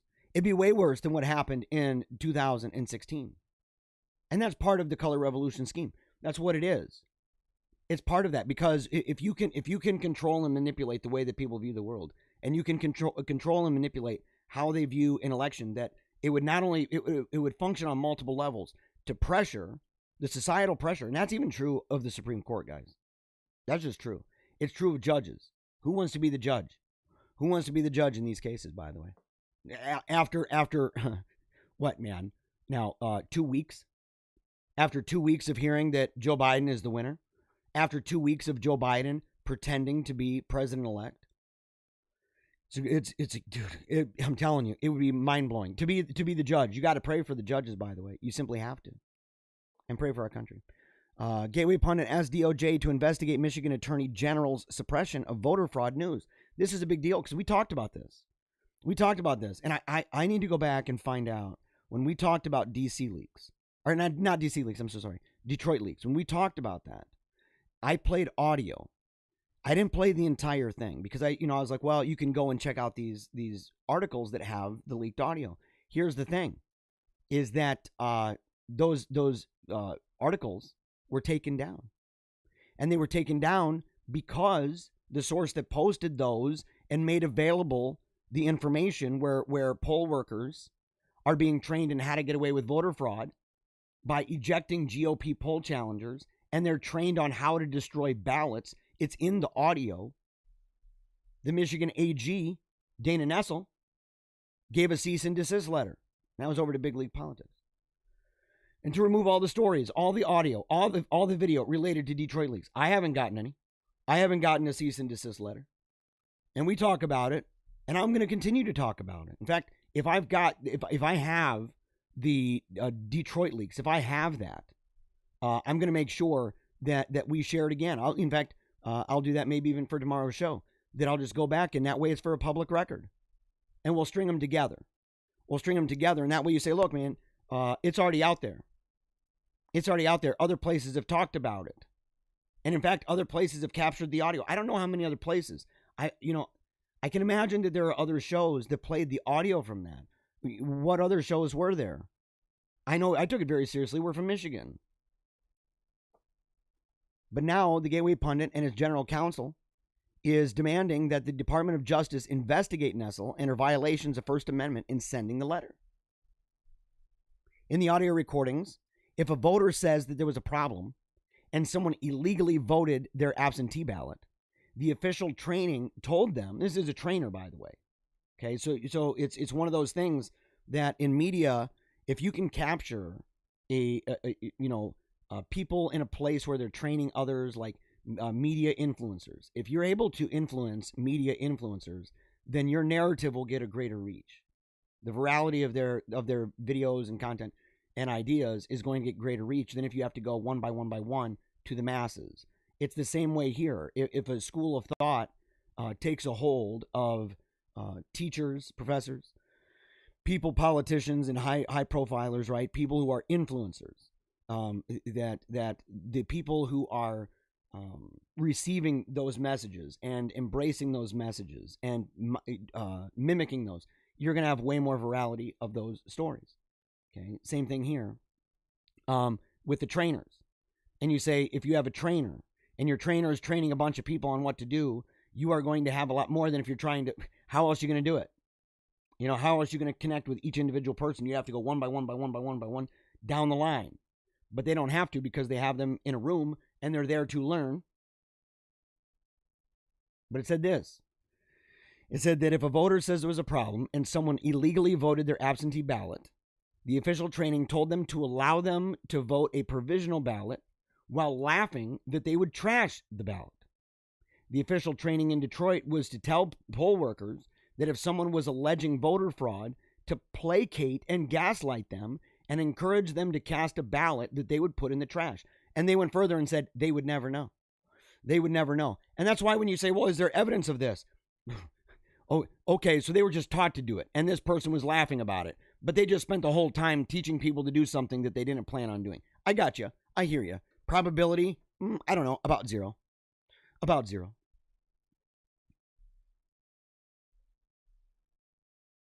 This is maybe a correction. I said something yesterday talking about Electoral College. Is it, I'd like to, we need to go through this a little bit more. Op-ed, neither the media nor the Electoral College calls races, the GSA does, and they've been silent. Here we go. Let's see. It's talking about a piece with New York Times reporter Katie Robertson wrote, in the United States, which, unlike many other countries, does not have a national electoral commission, the news media takes the role of race caller in presidential elections. And the writer over here at westernjournal.com said, according to who? Robertson conveniently left out that it's not the self-appointed media experts who call elections, but rather the General Service Administration, which issues a letter of determination in a race. So far, the GSA hasn't done that, regardless of what the media race callers dictate. And that's stunning, by the way. It's kind of like, it's stunning that somebody from a high-profile group like the New York Times, right, that they're able to peddle something so phony baloney. And like they want you to gorge yourself on it too. And they know that even just saying, hey, look, maybe the person's an idiot. Maybe they just simply don't know. But no matter what, the point is that this kind of thing is peddled. Kind of like when, what was it, Chris Cuomo. When Chris Cuomo on CNN back in 2016 assured everybody watching CNN that they're not allowed to actually have any of the WikiLeaks stuff on their computers. They're not allowed to look at it. That's the media's job. And they will not only go through it, but they will interpret it for you. And that it's, what do you say? It's illegal? That's fake as crap in the world. It's the fakest crap in the world. But if your idea is simply to convince lots and lots of people not to look at it, then he was very successful in his manipulation of the facts. Am I out of coffee for real? I'm out of coffee, man. This is not good. This is not good. I need more coffee, Ailey. I do, man. I got to get more. Because now I'm down to water. All right. That makes a weird noise, too, man. And I have to drink it through that weird tube. Not one of my cool straws. I got to be able to drink it through a straw. So, okay, breaking. Joe Biden and Kamala Harris claim they're receiving national security briefing today, actually. This was written yesterday. Joe Biden and Kamala Harris claim they're scheduled to receive a national security briefing on Tuesday, despite the fact that the election results are still being challenged and ballots are still being counted. Forbes reporter Andrew Solinder tweeted a press release from the transition team, transition team, about the meeting on Monday evening. Okay, so that was last night. Oh, no, he reported on it last night. Yeah. Unbelievable. Yeah, and it's unclear who the briefing's with. They shouldn't be getting that briefing, by the way. They shouldn't be getting that briefing. And this is the whole point, man, is that this right here, the cards are on the table. It's just the way it goes. It's just the way it goes. You can sit there and you can say, look at the way that the deep state, look at the way that they're treating this entire matter. Just look at it. It's across the board. It's across the board. Deep state, big tech, big media, the mainstream media, all these groups, it's across the board. But no matter what, they're jumping the gun on it. They're jumping the gun. And would that even be legal? Should they even be receiving that? Kings Fire announcer. Okay, you're talking about what is it, Sacramento Kings? Yeah, Sacramento Kings. Okay. Kings Fire announcer who said all lives matter. And then they hire a broadcaster. They called Trump white supremacist terrorist. Oh, that's great. That's great, guys. Right? Isn't that exactly the kind of thing that's going on? You're seeing a great reset and a great replacement. You're seeing it. You are seeing it. They are crashing down. They say, oh my gosh, you believe all lives matter? You're gone, buddy. You say that Trump and his followers are white supremacist terrorists? You're fine. Come on in. We got you. You're good. Think of how insane that is, by the way. Think of how crazy and how unethical. And are you guys even still watching the NBA? Should I even cover this? Should I even cover this? I don't watch it anymore. It's for goons. And I'm sorry if you're like, hey man, you know, I still like the NBA. That's fine. That's fine. It's a propaganda network. It's what it is. It's a propaganda network. And by the way, they hate you, especially if you're a white person. They hate your guts, man. They hate your guts. And it's convenient because what was it? What was it, man? It was and if you're somebody with traditional values, you're somebody who supports Donald Trump. You're somebody who believes in right-leaning ideas about the world. Yeah, you are loathed, by the way. Not just disliked. You are loathed. They don't mind you because they like your money. In fact, they want it. They hope that you're just a dumb idiot, and they want your money. It's all they care about. It's all they care about. Those Benjamins, man. Those Benjamins. Yeah. That's at least one white person that they don't hate. Let's see here. Back in June, Kings announcer Grant Napier was pressured to resign from his 30-year broadcasting job after stirring vitriol from the left because he said that all lives matter. Apparently, he'd been with the team since 1988, and he explained that he was not aware that all lives matter was somehow considered racist. Well, you know, that's because it's not. I mean, okay, it is considered racist by race-baiting weirdos. That's who believes it's racist. They're the kind of people, they're going to want to ban red, yellow, black, and white were precious in his sight. They're going to want to ban that. What, you singing that to your kids? You singing that to your kids? You know what? We're not going to allow that anymore. We're not going to allow that kind of racism anymore. Again, imagine the bizarre nature of this. That if you say the phrase all lives matter and it's based on a traditional view that believes that we are all created equal in the eyes of God and that it is your character and the qualities of your life that make you who you are, that is somehow racist. Let it sink in, guys. Let it sink in, because that's what this is. That's what this is. They replaced him with ABC sports broadcaster Mark Jones. And Mark Jones, of course, is a well-known hater of the police. He's a race baiter. Even laughed at an NFL player's injury because the player was a supporter of Donald Trump. Well, that's great. That's great. So that guy sounds like a real loser, by the way. Jones, you're a real piece of work, dude. Total loser. Total loser. Months before the Kings brought him on, Jones stirred controversy by claiming that the police are universally racist and a danger to the lives of all black people. Let's see here. Saturday at my football game, I'll tell the police officer on duty to protect me. He can just take the day off. By the way, man, this guy's really stupid. This guy's really dumb, by the way. Do you know how many times? I mean, it would be like you would have to take the position that the police, that if you go and you look at criminal backgrounds and you go and you look at people who have had their lives saved, that there's just no black people. That's just absurd. This guy is, I mean, I don't want to get too controversial, but I don't think this guy's got a high IQ. I don't think he's very smart at all. He's probably like right on that, you know, the curve line of having some degree of mental retardation. He's a highly functioning guy with, you know, on the spectrum there with some mental retardation going on. Because there's just, it makes no sense. Statistically, it makes no sense. The mere fact that we have years and years and years of record about this kind of thing makes no sense. And he has to be the kind of guy that thinks, you know, if you extrapolate that belief that the lack of police present is the safest thing for you, extrapolate that. The lack of a military is the safest thing for you. Yeah, good luck. Try that. Good luck. Try that, buddy. And this is what people don't understand. People, especially rich people living in La La Land, you know, with low IQs and stuff. What these people don't understand is that part of the reason why we have been so successful and part of the reason why our country has developed the way that it has is, in fact, because we have a big military. And, in fact, because we have a strong police force. Just true. It doesn't mean that the police force is completely infallible or that they don't ever do anything wrong. It's just simply to say that to take that out of the equation, yeah, dude, you're basically back in Africa, dude. You're back in Africa. You're back in those areas of anarchy. Good luck with that. Good luck with that, man. You've got your warlords over there. And that's what they also don't understand. It's like the people who say, you know, we need to get rid of all guns, you know, or we should have no laws and just be anarchistic. We're just going to do what we and do what we feel kind of thing.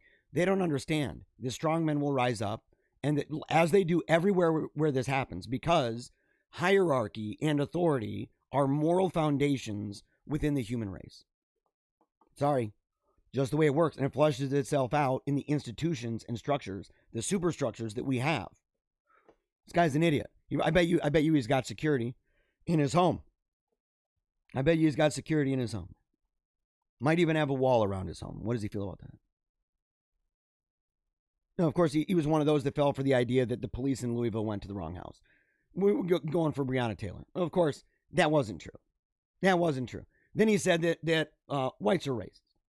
If you can convince the lowest white man he's better than the best colored man, he won't notice you're picking his pocket. Heck, give him somebody to look down on, and he'll empty his pockets for you. This guy's a raging racist. Dude, just boycott the NBA, dude. Get done with him. Get done with him, by the way. Let's see here. Oh, okay, Great Reset. The show is titled that, so I may as well talk about it. Okay, Klaus Schwab, head of the World Economic Forum. They're using COVID to push the Great Reset. Totally true. Totally true. It's why I said, man, it was a New World Order plot in the speech that I did in Lansing. You can watch that speech again by going to youtube.com/paleocrat. And I promise today, yes, I will share that. I will share that on paleocratdiaries.com today. Okay, because I already shared the video. I did some editing to it, made it super cool. You're going to really like it. But he says, to think that we're going to go back to the good old world which we had is a fiction. It will not happen. Listen to him here. Is this going to play?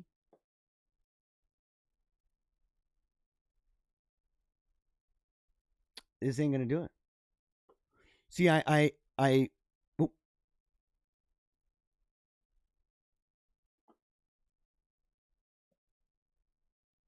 Okay. So hold on a second. Why is this thing not working here? What's going on with this? Reload it. Come on. We're going to see if it's going to work, man. I really wanted to play. Really wanted to play, man. Is it going to happen? Because I remember I had issues with video earlier on in the day. That really bummed me out, man, because I would like you to be able to hear it. Not just to read it. I mean, it is a quote.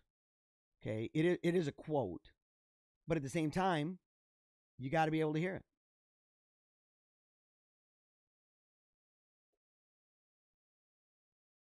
And it's not even playing. Oh, is it? Yeah. Okay. We're not even going to play around with that, man. We're not even going to play around with it. Yeah, but he basically says the same thing. He talks about the idea, oh, we won't even be able to play this. Yeah, that is such a bummer, man. It's breaking my heart. It is breaking my heart. But we're going to go ahead and show it right here about the radical plan. Okay. I had it highlighted. All right. Let's see here. Okay. Hold on. Give me one moment. Okay. For decades, this is over at the Hill, and I apologize for the confusion on that. We'll make sure to share. This isn't going to be the only day that we talk about this topic. This is a seriously big deal. Okay, introducing the Great Reset over at thehill.com. World leaders' radical plan to transform the economy. This is back on 6/25 of this year. So this is actually quite a way back. A lot of people, because they're seeing it now, they think that it's brand new. It's simply not. It's simply not. This is by Justin Haskins, opinion contributor. He says, for decades, progressives have attempted to use climate change to justify liberal policy changes. But their latest attempt, a new proposal called the Great Reset, is the most ambitious and radical plan that the world has seen in more than a generation. More than a generation. And apparently, there was a virtual meeting back in, June, hosted by the World Economic Forum. Some of the planet's most powerful business leaders, government officials, and activists announced a proposal to reset the global economy. To reset it. These are masters of the universe, by the way. These are masters of the universe. These are puppet masters. These are people who they're like, yeah, this is what we're going to do. We are going to completely turn the world, and we're going to advance this idea that we've got. And what's amazing about this is that you don't actually have precedent for whether or not this will succeed. And this is where you have a big difference between utopians who are inevitably power mongers. They're inevitably people with serious God complexes. They believe that they can manipulate. They can manipulate. They can destroy. they come up with these ideas and they think that they're super smart and they go, oh, we're going to go ahead and impose this upon society. And they don't understand. They're not calculating the possibility of blowback. In fact, not just the possibility, but probability. And by probability, I mean each and every time this kind of thing is done, there's massive blowback to that. Massive. And their plans always fail. Their plans always fail. You know, it's not as though it fails in its entirety. There's always some residual effect of the grand scheme. It's like throwing stuff at the barn, right? Right. Everything in the kitchen sink, throwing it at the broadside of the barn, hoping that something sticks. And the stuff that sticks, they say, well, it's a slow build. But this one's extreme. It was hosted by the World Economic Forum. Some of the planet's most powerful business leaders, government officials, and activists announced a proposal to reset the global economy. Instead of traditional capitalism, the high-profile group said that the world should adopt more socialistic policies, such as wealth taxes, additional regulations, and massive Green New Deal-like government programs. Quote, every country, from the United States to China, must participate. And that's the other thing. It's all-encompassing. That's why I call them the masters of the universe. That's why they're playing God, because they're not accepting the idea of national diversity. They're not accepting the idea of political diversity, cultural, in any way. Which, you know, I'm a realist on this score. I'm not entirely even critical of things that I know a lot of my trad buddies, Catholic trad buddies, are, you know, they're really critical of Francis on things that I wish they weren't sometimes. You know, but you sit there and you say ideas about political diversity and the idea of nationalistic diversity, that there are different models. Gotta take a drink.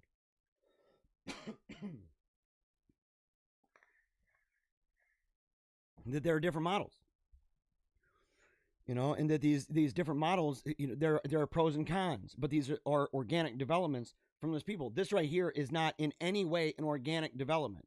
This right here, well, is an organic development in the delusional mind of puppet masters. That's what that is. That's all that is, guys. And yeah, everybody, they must be transformed from oil and gas to tech. They must be transformed, not developed, transformed to the core. In short, we need a great reset. Schwab also said, quote, all aspects of our society and economies must be revamped, from education to social contracts and working conditions. How about this one, guys? Religion. Religion. Money Down says he doesn't have a problem with that. He's probably into that UFO cult crap. He's probably into the Tower of Babel crap. He's that coexist crap. They're all just conduits to the same, you know, big capital G. It's ridiculous, man. And the thing is, in order to do that, in order to have a global, all aspects, think about that, guys. Think about what he's talking about. All aspects of our societies and economies. All aspects. Parenting. What about that? Parenting must be revamped, from education to social contracts, working conditions. Unbelievable. Unbelievable. Prince Charles, of course. Oh, yeah, of course. Of course, he's one of the primary proponents of the Great Reset. Gina Gopinath, is it Gopinath? The chief economist at the IMF. Oh, yeah, wow. Secretary General of the United Nations. Oh, okay, yeah. Yeah, we're seeing who's involved in this, by the way. CEOs and... man. CEOs and presidents of major international corporations such as Microsoft and BP. It's what they want, guys. And this is that Davos crap, man. We're going to talk a lot more about that. Okay, we're going to talk a lot more about that. And you know, there are some things, I'm sure, there are some things that I wouldn't even entirely disagree with. You know, sitting there and saying, you know, for example, policies to align with investment in people and the environment. I don't necessarily disagree with that. I'm somebody who likes agrarianism. What's funny about this, though, is that a lot of times people who support this stuff, they're technocrats. So we're both looking at the environment. I look at it through the lens of the Vanderbilt rebels. You know, the people who wrote the Southern Agrarians. Those people who wrote Who Owns America and I'll Take My Stand. Those individuals. And yeah, you got, of course, World Economic Forum. Okay, I was going to show you that. And it said that the page we're looking for is not available. Really? Are you serious? Yeah, Time Magazine has an entire thing dedicated to it. The Great Reset. The COVID-19 pandemic has provided a unique opportunity. Think about this, guys. A unique opportunity to think about what kind of future we want. Time partnered with the World Economic Forum to ask leading thinkers. The leading thinkers, these are cultists, dude. These are cultists. They're spirit cooking weirdos. Money down, man. Money down says spirit cooking weirdos. Satanic. I love this guy. We're going to keep moving along here. Tucker Carlson says he is not leaving Fox News. Quote, this show is not going anywhere. In fact, it's getting bigger. I'd show you the video, but won't be able to do it. He said, before we get to the next segment, because there's a lot of rumor, man. There's a lot of rumor. I've been telling people, scrap Fox News. You can watch and do it anyway. You can watch Tucker Carlson. You can watch him on the internet. You can watch him online. You don't even need to worry about that. Get rid of Fox. Stop sharing stuff from Fox. Unfollow Fox. Don't even worry about them. And look, here's what you just got to know. If there's a story on Fox, if you follow this show, you may have actually heard it the day before. Or if you go to One America News or Newsmax, although I heard Newsmax cut off somebody, and tell me if this is true. Tell me if this is true. Newsmax cut off somebody who was on the line talking and brought up George Soros. And all of a sudden, man, the line went down. Oh, that's a bummer. I guess we lost connection with them. But you can hear this stuff ahead of time. You know, mainstream media, they're not on the cutting edge. They're not. What they are, they're people who rely heavily on interview. They don't do a lot of investigative reporting. They will report on things that other people investigated. And normally, they do that well after the fact. But most of it is just simply relying on reporting what people are saying. That's it. Before we get to the next segment, a quick note about this show. Over the weekend, we got a lot of calls asking if we're leaving Fox News. Ironically, at that very moment, we were working on a project to expand the amount of reporting and analysis we do in this hour across other parts of the company. We'll see about that. We'll see about that, Tucker. This show's not going anywhere. It's getting bigger. People who run Fox News want more of it, not less. I'm sorry, but I don't actually believe that. Because you guys have been consigned to the nighttime. That's it. You've been consigned to the nighttime. Your morning time people are running laps. And you're grateful for that. The only reason why they would ramp up anything at all is because they are realizing that people are peeling away. People are leaving. People don't want to tune in anymore. They're hating Fox News because of what happened on election, what's happened since, what happened during Trump's presidency. They're leaving. And you're seeing a massive boom, similar to what you're seeing with Parler. People fleeing Facebook, people fleeing Twitter, going over to Parler, going over even to MeWe, right? Parler is the big one. And then you've got, of course, people leaving Fox and they're going to alternative outlets. And I would even say this, you don't even need to go to alternative outlets. And I think Ann Coulter's right. You can find most of that stuff online. You can find it on social media. You don't even need to go to these places. Let them run and do their thing. Watch the clips later. You don't need to watch anything more than that. It's rarely ever a deep dive. Get back into the typographical mind. I share stuff all the time on the show that's reading. Because a typographical mind is different from the mind that is simply watching a bunch of colors on a screen flashing at you, telling you the story, framing it for you, filling in all the blanks. It's not deep, dude. It's not deep. But Fox News, you know, they're not going to want to go the way of CNN. And they still need to try to preserve their brand of being in opposition to the Democrats. But see, that's what they were able to do when they were neocons. And they've been neocons from the beginning. They've been neocons from the get-go. You know, so they'll be like, oh yeah, we're really opposed to the Democrats. But just watch. You're going to see people who endorse Democrats, endorse Joe Biden, and they're going to play the part they're going to play the part of claiming that they are the opposition. I'm going to be done here. I'm going to be done. Yeah, we're going to talk about this tomorrow. Depending on my voice, by the way. And I'm really grateful that you guys have stuck around, man, but I've been coughing. I'm like, sitting there trying to clear that throat. Let's see. America's social credit system is worse than China's. We'll talk about that tomorrow. We'll talk about this one. Is the modern left is not Marxist. It's worse. This is actually a really great piece by Paul Gottfried. You know what? I'll talk about this one. Well, I'll do this one, and then we'll go ahead and we'll play a video. I'll play a video for you that explains why I do the show, and then we'll close it out. So we'll stop around 1. It's good. Barack Obama, the fever of racism is a defining feature of American experience. He's been going on a speaking tour. Nobody really cares. Only the media cares. It's kind of like his speeches that he was doing. There's like 10 people showing up. It was an embarrassment, by the way. It's a grotesque embarrassment because nobody cares. Think of how sad that is. I mean, that's like back in the day when you'd have presidents going to diners. You'd have losing presidents who get more people showing up in a diner. Way more.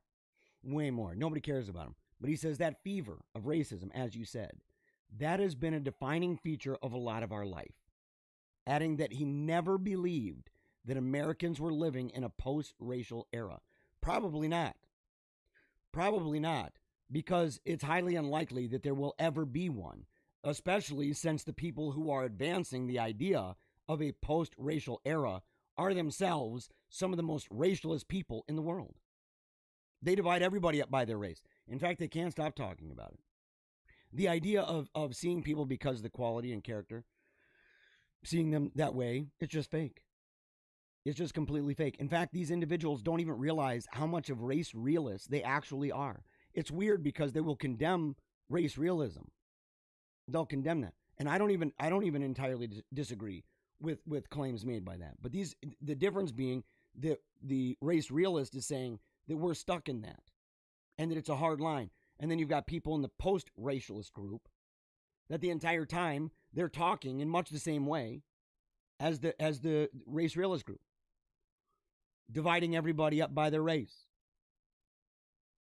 and wanting everybody to talk as if that's true, all the while also talking as if they don't care about that. It's the worst doublespeak in cognitive dissonance. It's ridiculous. It's terrible.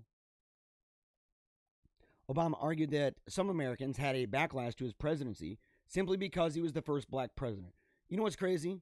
I had somebody say that to me. I voted for Barack Obama in 2008. I'm not going to lie. I voted for him because I supported him on a number of things, particularly his opposition, his alleged opposition to Wall Street, his alleged opposition to lobbyists, his alleged opposition to executive orders, right, and just signing statements, right, and his opposition to war, right, saying he was an anti-war candidate, right, he didn't believe in global cop, and I voted. I was duped, man, by the way. But I'll tell you, when I voted for Donald Trump in 2016, which was one of my, in fact, it was without a doubt, the vote that I'm singly most proud of. When I did that, do you want to know how much in my mind I thought about Obama being black? Zero. In fact, I don't know. I personally don't know anybody. And that's anecdotal, but I don't personally know anybody who's like, you know what? I voted for Donald Trump because, Barack Obama was black. That's a guy who can't stop thinking about himself. That right there, by the way, is a megalomaniac. That's somebody right there. They're totally a narcissist, man. They can't stop looking at themselves in the mirror.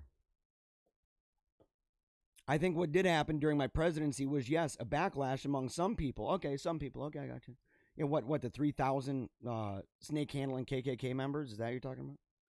Who cares about them? I symbolize the possibility that they or their group were losing status, not because of anything I did, but just by the virtue of the fact that I didn't look like all the other presidents previously. Dude, I watched the show, Kitchen Nightmare. Which one's the one with the Sammy and, is it Amy? It's known as like the craziest one, the craziest episode that they've ever done. And she had a baking company, right? And she was making a lot of desserts and other food.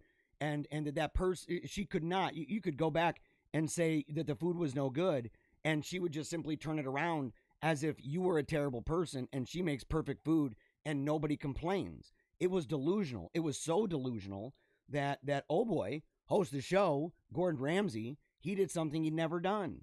He said, I don't think that I can actually help you at all because you live in a world where you don't think it has anything to do with what you've done. Take that and multiply that times a bazillion for Barack Obama. Because it's not just him. It's not just him. That's why when Trump was on the stage debating the GOP, he could bash George Bush. He could bash McCain. He could bash Romney. He could bash Jeb Bush. Every one of those people on that stage, because it was that brand. And insofar as Barack Obama identified with neoliberalism and their butt buddy in neoconservatism, insofar as that was true, it applied to him. But the idea that people went to the poll and said, I'm mad that Barack Obama was black. Go screw yourself, man. Go screw yourself to this. Yeah, how do we say it here? Right? Go rent a really fancy room. Go rent a real fancy one. Dim the lights. Light some of that Nag Champa incense. Put in some really sexy music, right? Some Barry White. Get the mood set just perfect. And then screw yourself till the sun comes up. You're an idiot, dude.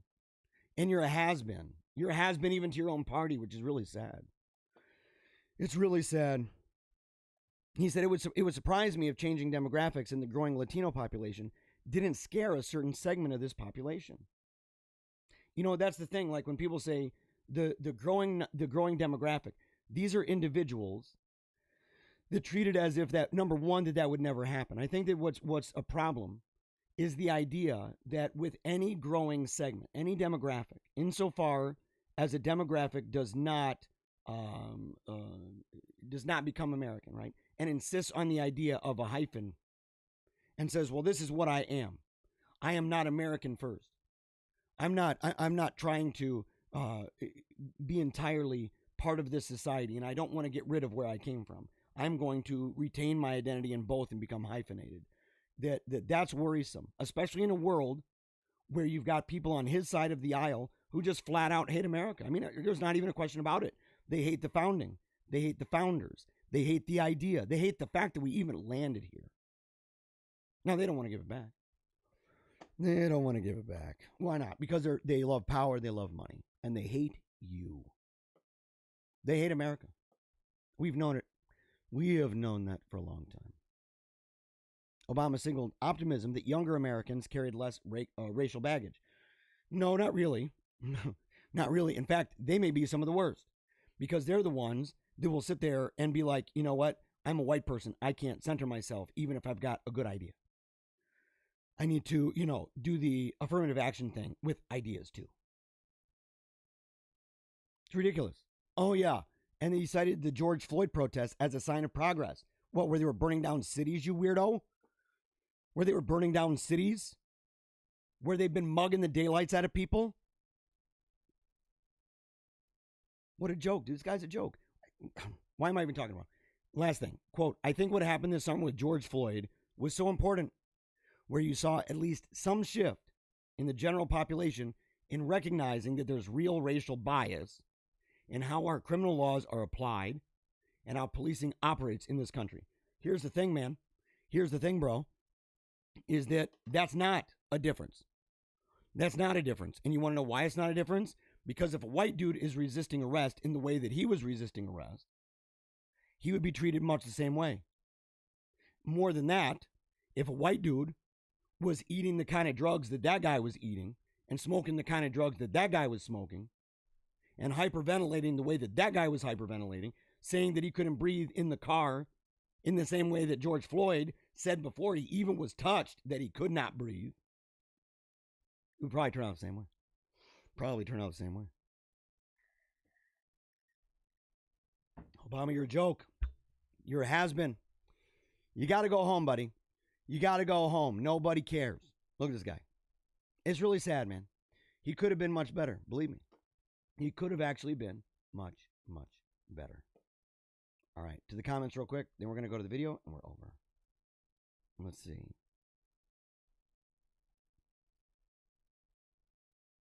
Let's see here. Yeah, Nobel Clinton says, this is a giant psyop. Oh, dude, totally. It's totally a giant psyop, man. It's gaslighting. It's exactly what's going on. This is how the elite work. They've done it, in fact, for a very, very, very long time. Nobel Clinton says, stand for America. Dude, you got my word, brother. You've got my word. I will stand every single day for America, even when my throat is hurt, man. Mike says, I heard you for the first time yesterday. I came back and found you today. Thanks for doing what you do. Thank you, Mike, for coming back. I really appreciate it. I give my best and my all, man. I give my best and my all. Michael says, good afternoon. Yeah, it's good. Good afternoon to you. I get to say good morning and good afternoon. It's really great. Oh, no. Oh, no. I wish I would have. Yeah, okay. My volume was low. Oh, no, dude. My volume was low on the show. Oh, no. I really apologize, by the way, on that. How long has that been going on? Oh, no. A little low on the volume. By the way, I'm very sorry about that. I'm very sorry about that. I will make sure that that doesn't happen again. I've been working on it. I've been working on it. I apologize. I'm serious, man. That upsets me. It upsets me because, yeah, I had it way down. It was in the green, but I like having it in the yellow, where, you know, the bar, the volume bar that goes up and down. I like having that. Yeah, so I'll make sure, CC, again, and I apologize right now. I hope that didn't mess things up too badly. It also made it hard where I was not hearing myself. I was not hearing myself as loudly as I'd like to, which is why I was probably straining. And then James, last comment here. James, you voted for Abomination? Dang, I'm about to unsubscribe. I did one time. Yeah, it's true. I mean, but look, it was what? It was McCain and Obama. It was McCain and Obama, dude. It was, that's like picking between different textures of poop.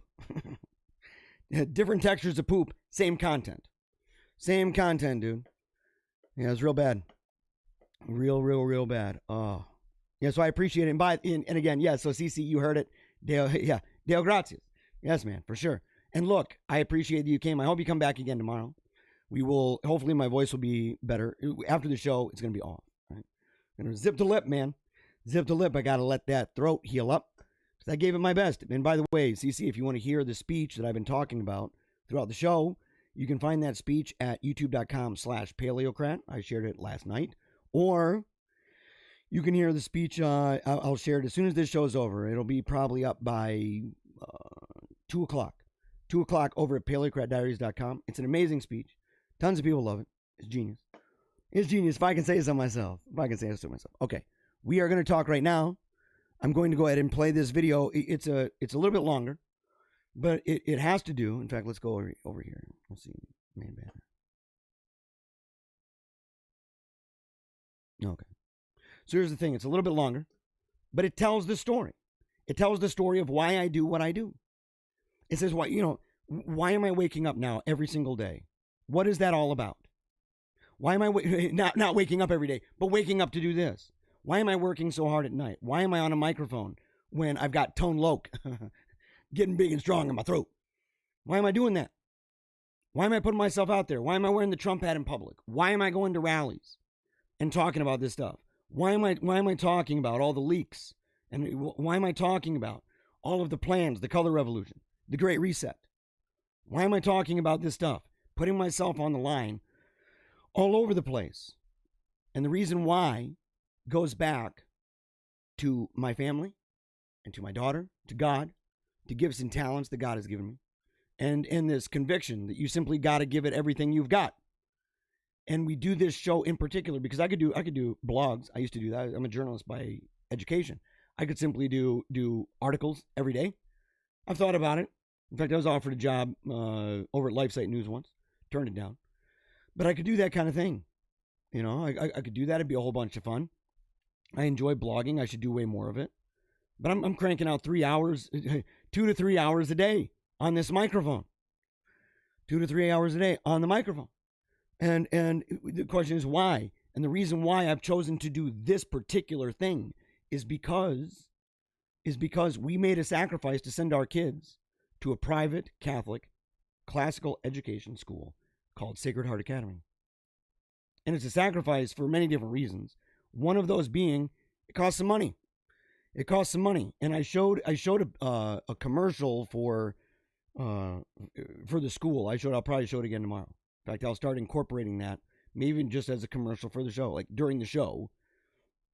Just free advertisement, because that's exactly what the show is about. It's what it's for. And so every single penny that we make on this show, when you go to paleocratdiaries.com, you click on becoming a member. If you donate to our PayPal, if you do anything like that, our Cash App, it doesn't matter. No matter where you donate, 100% of that goes toward the education of my children. And I want you to have a better understanding of what that means. I want you to have an inside, a glimpse into what this is. And I do have a bunch of kids. No way can you spend the rest of the day resting your voice. Your wife will be upset. No. No. I don't. It's not all the way. And plus, look, I've got ways to communicate. We talk with smoke signals. Barbara in the comments. Yeah, and kids will not put up with silent daddy. They do it all the time. They do it all. Well, they used to when I was on talk radio, because I was 3 hours a day, every day. And it was a while where, I mean, you get off the air, you got to be quiet. People don't understand that about talkers, man. They don't understand that about talkers, especially when they're charismatic and vibrant and going nuts and everything else, screaming and growling and pointing at the camera and all that stuff. So, okay, here's the thing. Is that I would love to, I want to show you this. And by the way, Mike says, I've heard you great for a while. Don't know about anyone else. Yeah, man. Talking about those things, by the way. Yeah, I appreciate it, Mike. Yeah, and so I encourage you, man, just keep coming back, buddy. Keep coming back, keep commenting. Let your friends know, dude.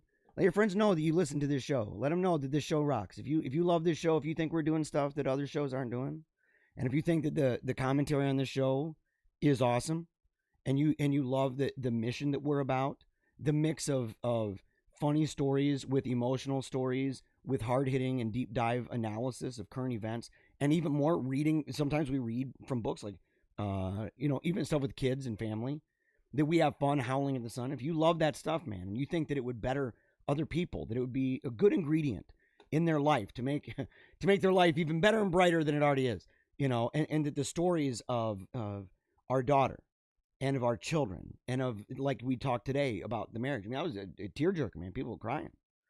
A speech that I did about my wife and how we met. So it's funny. If you like that, man, like, comment, share, subscribe. And if you really love us, go ahead and hit that member tab at paleocratdiaries.com. It's $5 a month. It's basically the equivalent of, a fancy cup of coffee, a nitro cold brew, or a meal at McDonald's. You're going to sacrifice, in that jihad on fat. So, okay, we're going to go ahead right now. We're gonna do this, and I'll be back for the closing credits. But this right here, it's I think it's about 12 minutes. But I think you're really going to enjoy it. And just last thing, the fundraiser for this is not currently active. There are ways that you can contribute to the school in general if you want to support the school in general. But the actual fundraiser that this was made for is no longer happening. And of course, 100% of the contributions and membership fees that we receive here at the show go directly toward the school that you are about to hear about right now. Hello, my name is Jeremiah Bannister. I haven't made a video in a long time, but I have a really, really massive, huge, honkin', super duper big request for you. But before I ask you this huge request, I want to tell you a quick story. It all kind of started back in 2017, and that was the year that my children changed my life. We'd gone through some really rough times. In fact, for about a year and a half prior to that, we lost our daughter, our firstborn, Samantha, to a really rare and aggressive kind of cancer called an anaplastic astrocytoma. She lived an amazing life. She was 10 years old when she was diagnosed, and she died when she was 12. And she was a powerful girl, right? She had an amazing motto of never give up and keep on smiling, and she influenced tons of people, especially us. But it was really difficult losing her, and I can't even begin to tell you the changes that happen in the life of a father and a mother and brothers and sisters, a whole family, and social network even, when something like that happens. But it was massive, and it affected us in a lot of ways. And on top of all of those things, we were in a weird position, culturally even, as a family, because we had left the church in 2000 and late 2010 or early 2011. We had left the Catholic Church, and we lived as unbelievers for a number of years, in fact. But we still retained, as a family, we retained conservative and even traditional values. And so we found ourselves at a deficit, and it was really difficult. Right? It's a very difficult thing to maintain and to navigate. But it wasn't just emotional for me, and I wasn't the only person going through all these changes. My kids were also going through an extraordinary number of changes. And as they were going through these changes, they began asking questions. And their questions were rather interesting. My daughter, one day, I think she's playing Legos or Duplos or something, maybe Barbies. And she asked me, she said, "Hey, Papa, who built the builders?" And I'm thinking, is she talking about the Lego pieces or whatever? What is she talking about? And she said, no, the builders of the universe. So she's asking this question in a childlike way, but she's asking about the origin of life. And then weeks later, probably about 2 weeks later, my son Athanasius, he's now the eldest that remains in the family, and Athanasius came. And we got in this kind of back and forth having to do with how you treat your parents. He disrespected Mama. And so we were talking about honoring your mother and father. And he started bringing up questions about standards of morality. Why do I need to believe that? What is the reason for that? Who says I need to believe this? I know that's what you think is good, or what if I don't think this is good, or what if I think I'm right? Do I have to do certain things? And who says I have to do those things? Is it just their opinion? These are questions of morality, ethics, right? Difficult things to talk about. And lastly, our middle child, Ambrose, he's outside playing puppets.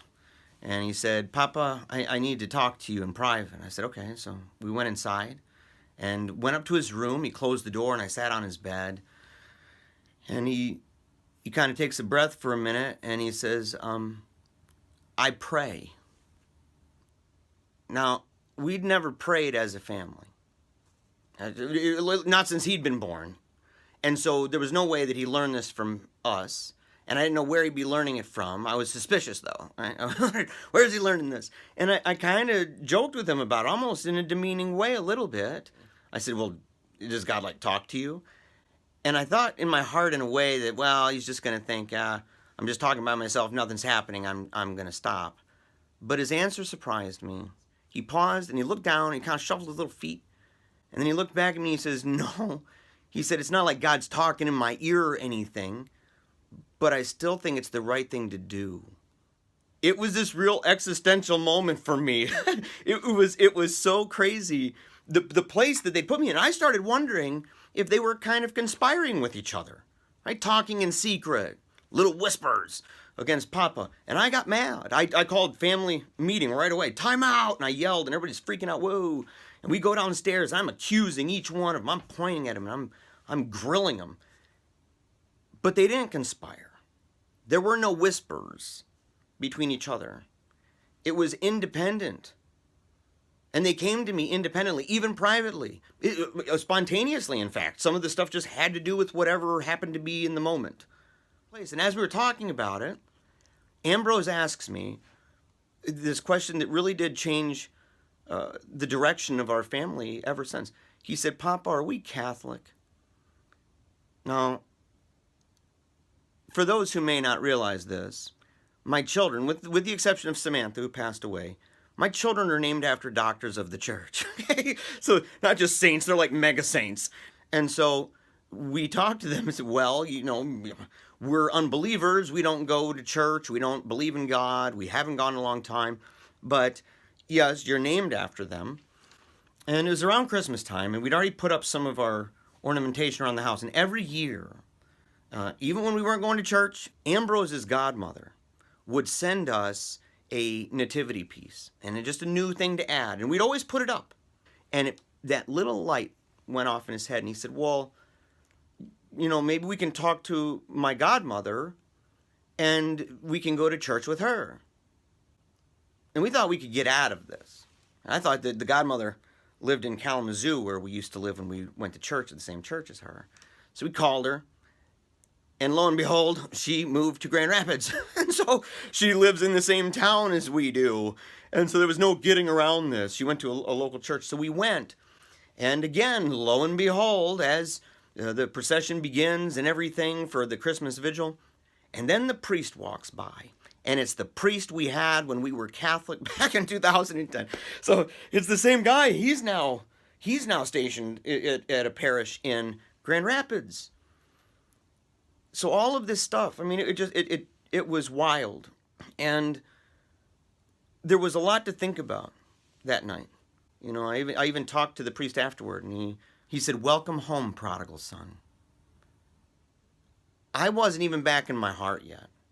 Okay? I was still in this weird place in my life. Okay? But we never stopped going. And we decided during that time that we heard they had daily mass. And so we decided to go. So we went to a weekday mass in the morning, and we saw that it was packed with these kids. Tons of them. And they were extremely devout, pious kids. And super sharp in those uniforms. And best uniforms are in Grand Rapids, hands down, period. Right? And our kids began looking at that, and they were interested to know more. So we investigated. And we were amazed at what we found. We found a school that learns Latin from the earliest grades all the way through to the end. And in fact, we were there for their award ceremony, and we saw a whole bunch of kids getting awards, nationally recognized, for the accomplishments that they've done. The school has been awarded nationally. They say the Pledge of Allegiance every single day. They take entire courses that are created to learn about government. And they begin with Plato. And on top of that, they have courses on economics. And you just don't see this very often. They read books like Chronicles of Narnia and Homer's Odyssey. They read plays by William Shakespeare. They read Dante's Inferno. In fact, Athen just read this year, he just read Beowulf, and they had to answer at the end of the class. They had to answer a question with three answers for yes and 3 answers for no. And the question was, did Beowulf die an honorable death? And they had to be prepared to stand up in class and to debate this. They put together these plays that a lot of times schools will do plays and they're kind of meant for younger people. These ones are long. Right? They did Les Mis last year at the Wealthy Theater, and this year Ambrose and I got to go see the students perform My Fair Lady, and it was remarkable. But what got me the most with all of this, and I mean, each one of those things I said, I could go on for a long time. There's a lot more about this school: art, music, science, math, all of it. Amazing. They write in cursive every day, for crying out loud, okay? This is not your normal school. But what got me the most is mass every single morning. Every single morning, those kids are at mass. That's how they start their day. It is centered around Christ. It is centered around the cross. It is centered around the altar. It is centered around the scriptures. It is centered around the preaching of the word in a homily. It is centered on this. But I went to mass with them one morning. And after communion, I'm sitting there and I'm praying. I'm kneeling down and my eyes are closed. And I don't even realize it. But Ambrose and Teresa had walked around the back, and they were lined up with their class to sing. And with my eyes closed, all of a sudden, I heard them start to sing. It was Ave Maria. And I listened, and it was unlike any other kid singing I'd ever heard. I'm sure that all of you have heard kids sing a bazillion times. We all know what kids sound like when they sing. And yet, at this place, it was so heavenly. They focus so much. And we have nuns at the school, right? These are some old school, black and white 1940s and 50s nuns. I mean, it's, black and white era stuff. They got the long black and the white top that makes it go up high and everything, the veil. And they're awesome. They are amazing. But one of the nuns, she teaches the kids how to sing, and she's so good at it with teaching them pitch and key. But it was so perfect. And I just wept. I wept. And I thought back. I thought back to my daughter who died. I thought back to Teresa, who asked me who built the builders, and now she recites the creed that she believes in God as a creator of all things, visible and invisible, everything that was made. To my son, Athanasius, who asked questions about what we should believe and why do we believe what we believe and what's right and what's wrong and who says so. And now he studies the catechism. He goes to penance. He does examination of conscience. He evaluates his life as a young man. And Ambrose, who secretly told me that he prayed. He told me another secret later. And he told me, because they've learned to serve at the Mass, and they look really cool in their little vestments. They even got to help out Father Sirico when our son Lucian was baptized. But at Corpus Christi, there's a procession going outside. And you walk around the streets, and they ring bells, and you sing songs, and there's girls throwing flowers, flower petals all over the sidewalk. It's a beautiful event. And you periodically will kneel down and you'll do different prayers. And after one of those were done, my son looks over at me. And he says, "Papa, church is my favorite place in all of the world to be." And I said, "I'm glad to hear that." And he goes, "Well, I kind of feel like maybe one day God will want me to be a priest so that I can pray in the church all the time." And I told him, I said, the world needs you. The world needs you big time, because I did. Sacred Heart makes a lot of little Ambroses. God uses Sacred Heart to form them, to keep that flame within them burning bright, to equip them for what they're going to be in their lives, whatever that may be. And I'm so grateful, and that's why I'm telling you this. And this is the big super duper huge honkin' request. I want to invite you to share this with your friends, share this with your family, pray about it, think about it. And if Sacred Heart and what you've heard about Sacred Heart, if it sounds like the kind of place that you want to see not just survive, but thrive, consider making a donation. Thank you so much. I hope to speak with you in the comment section and share this far and wide, everybody. It means a lot to us. Thank you. All right. I love you guys. I love the show. I love Sacred Heart. I love my kids. I love my wife. And I love you, the Wolfpack. Make sure to check out PaleocratDiaries.com. It's a whole bunch of fun. You got to subscribe. You can become a member for $5 a month. It's that easy.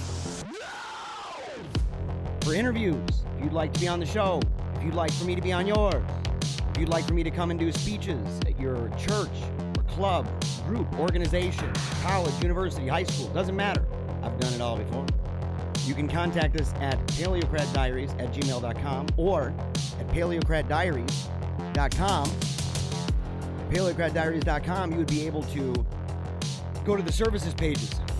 The services page will have interviews and speeches. You can check it out there. Of course, check out Paleo Cheese Podcast. I'll show some clips of that tomorrow, especially if my voice is still struggling. Make sure to subscribe also at Meaning of Catholic and Holy Faith Media. Until next time, never give up. Keep on smiling. And memento mori.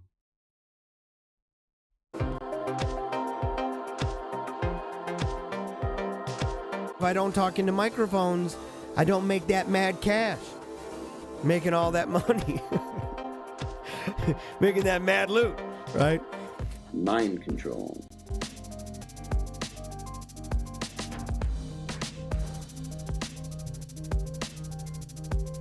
So we see the minority elite imposing their ideology on an unwilling and resentful populace. This causes a backlash. People get ticked off. The left is working long and hard to make us feel as if we've done something wrong. Worse yet, that we are the problem. Don't let people just rip on your heritage. Don't let people just rip on your traditions. Don't let people rip on your heroes. Stand up for what you believe, what made you who you are. So unless this disenfranchised majority begins standing up for what they believe in their heart of hearts to be true, I think we'd be left with nothing more than a dirge, and maybe a funeral procession.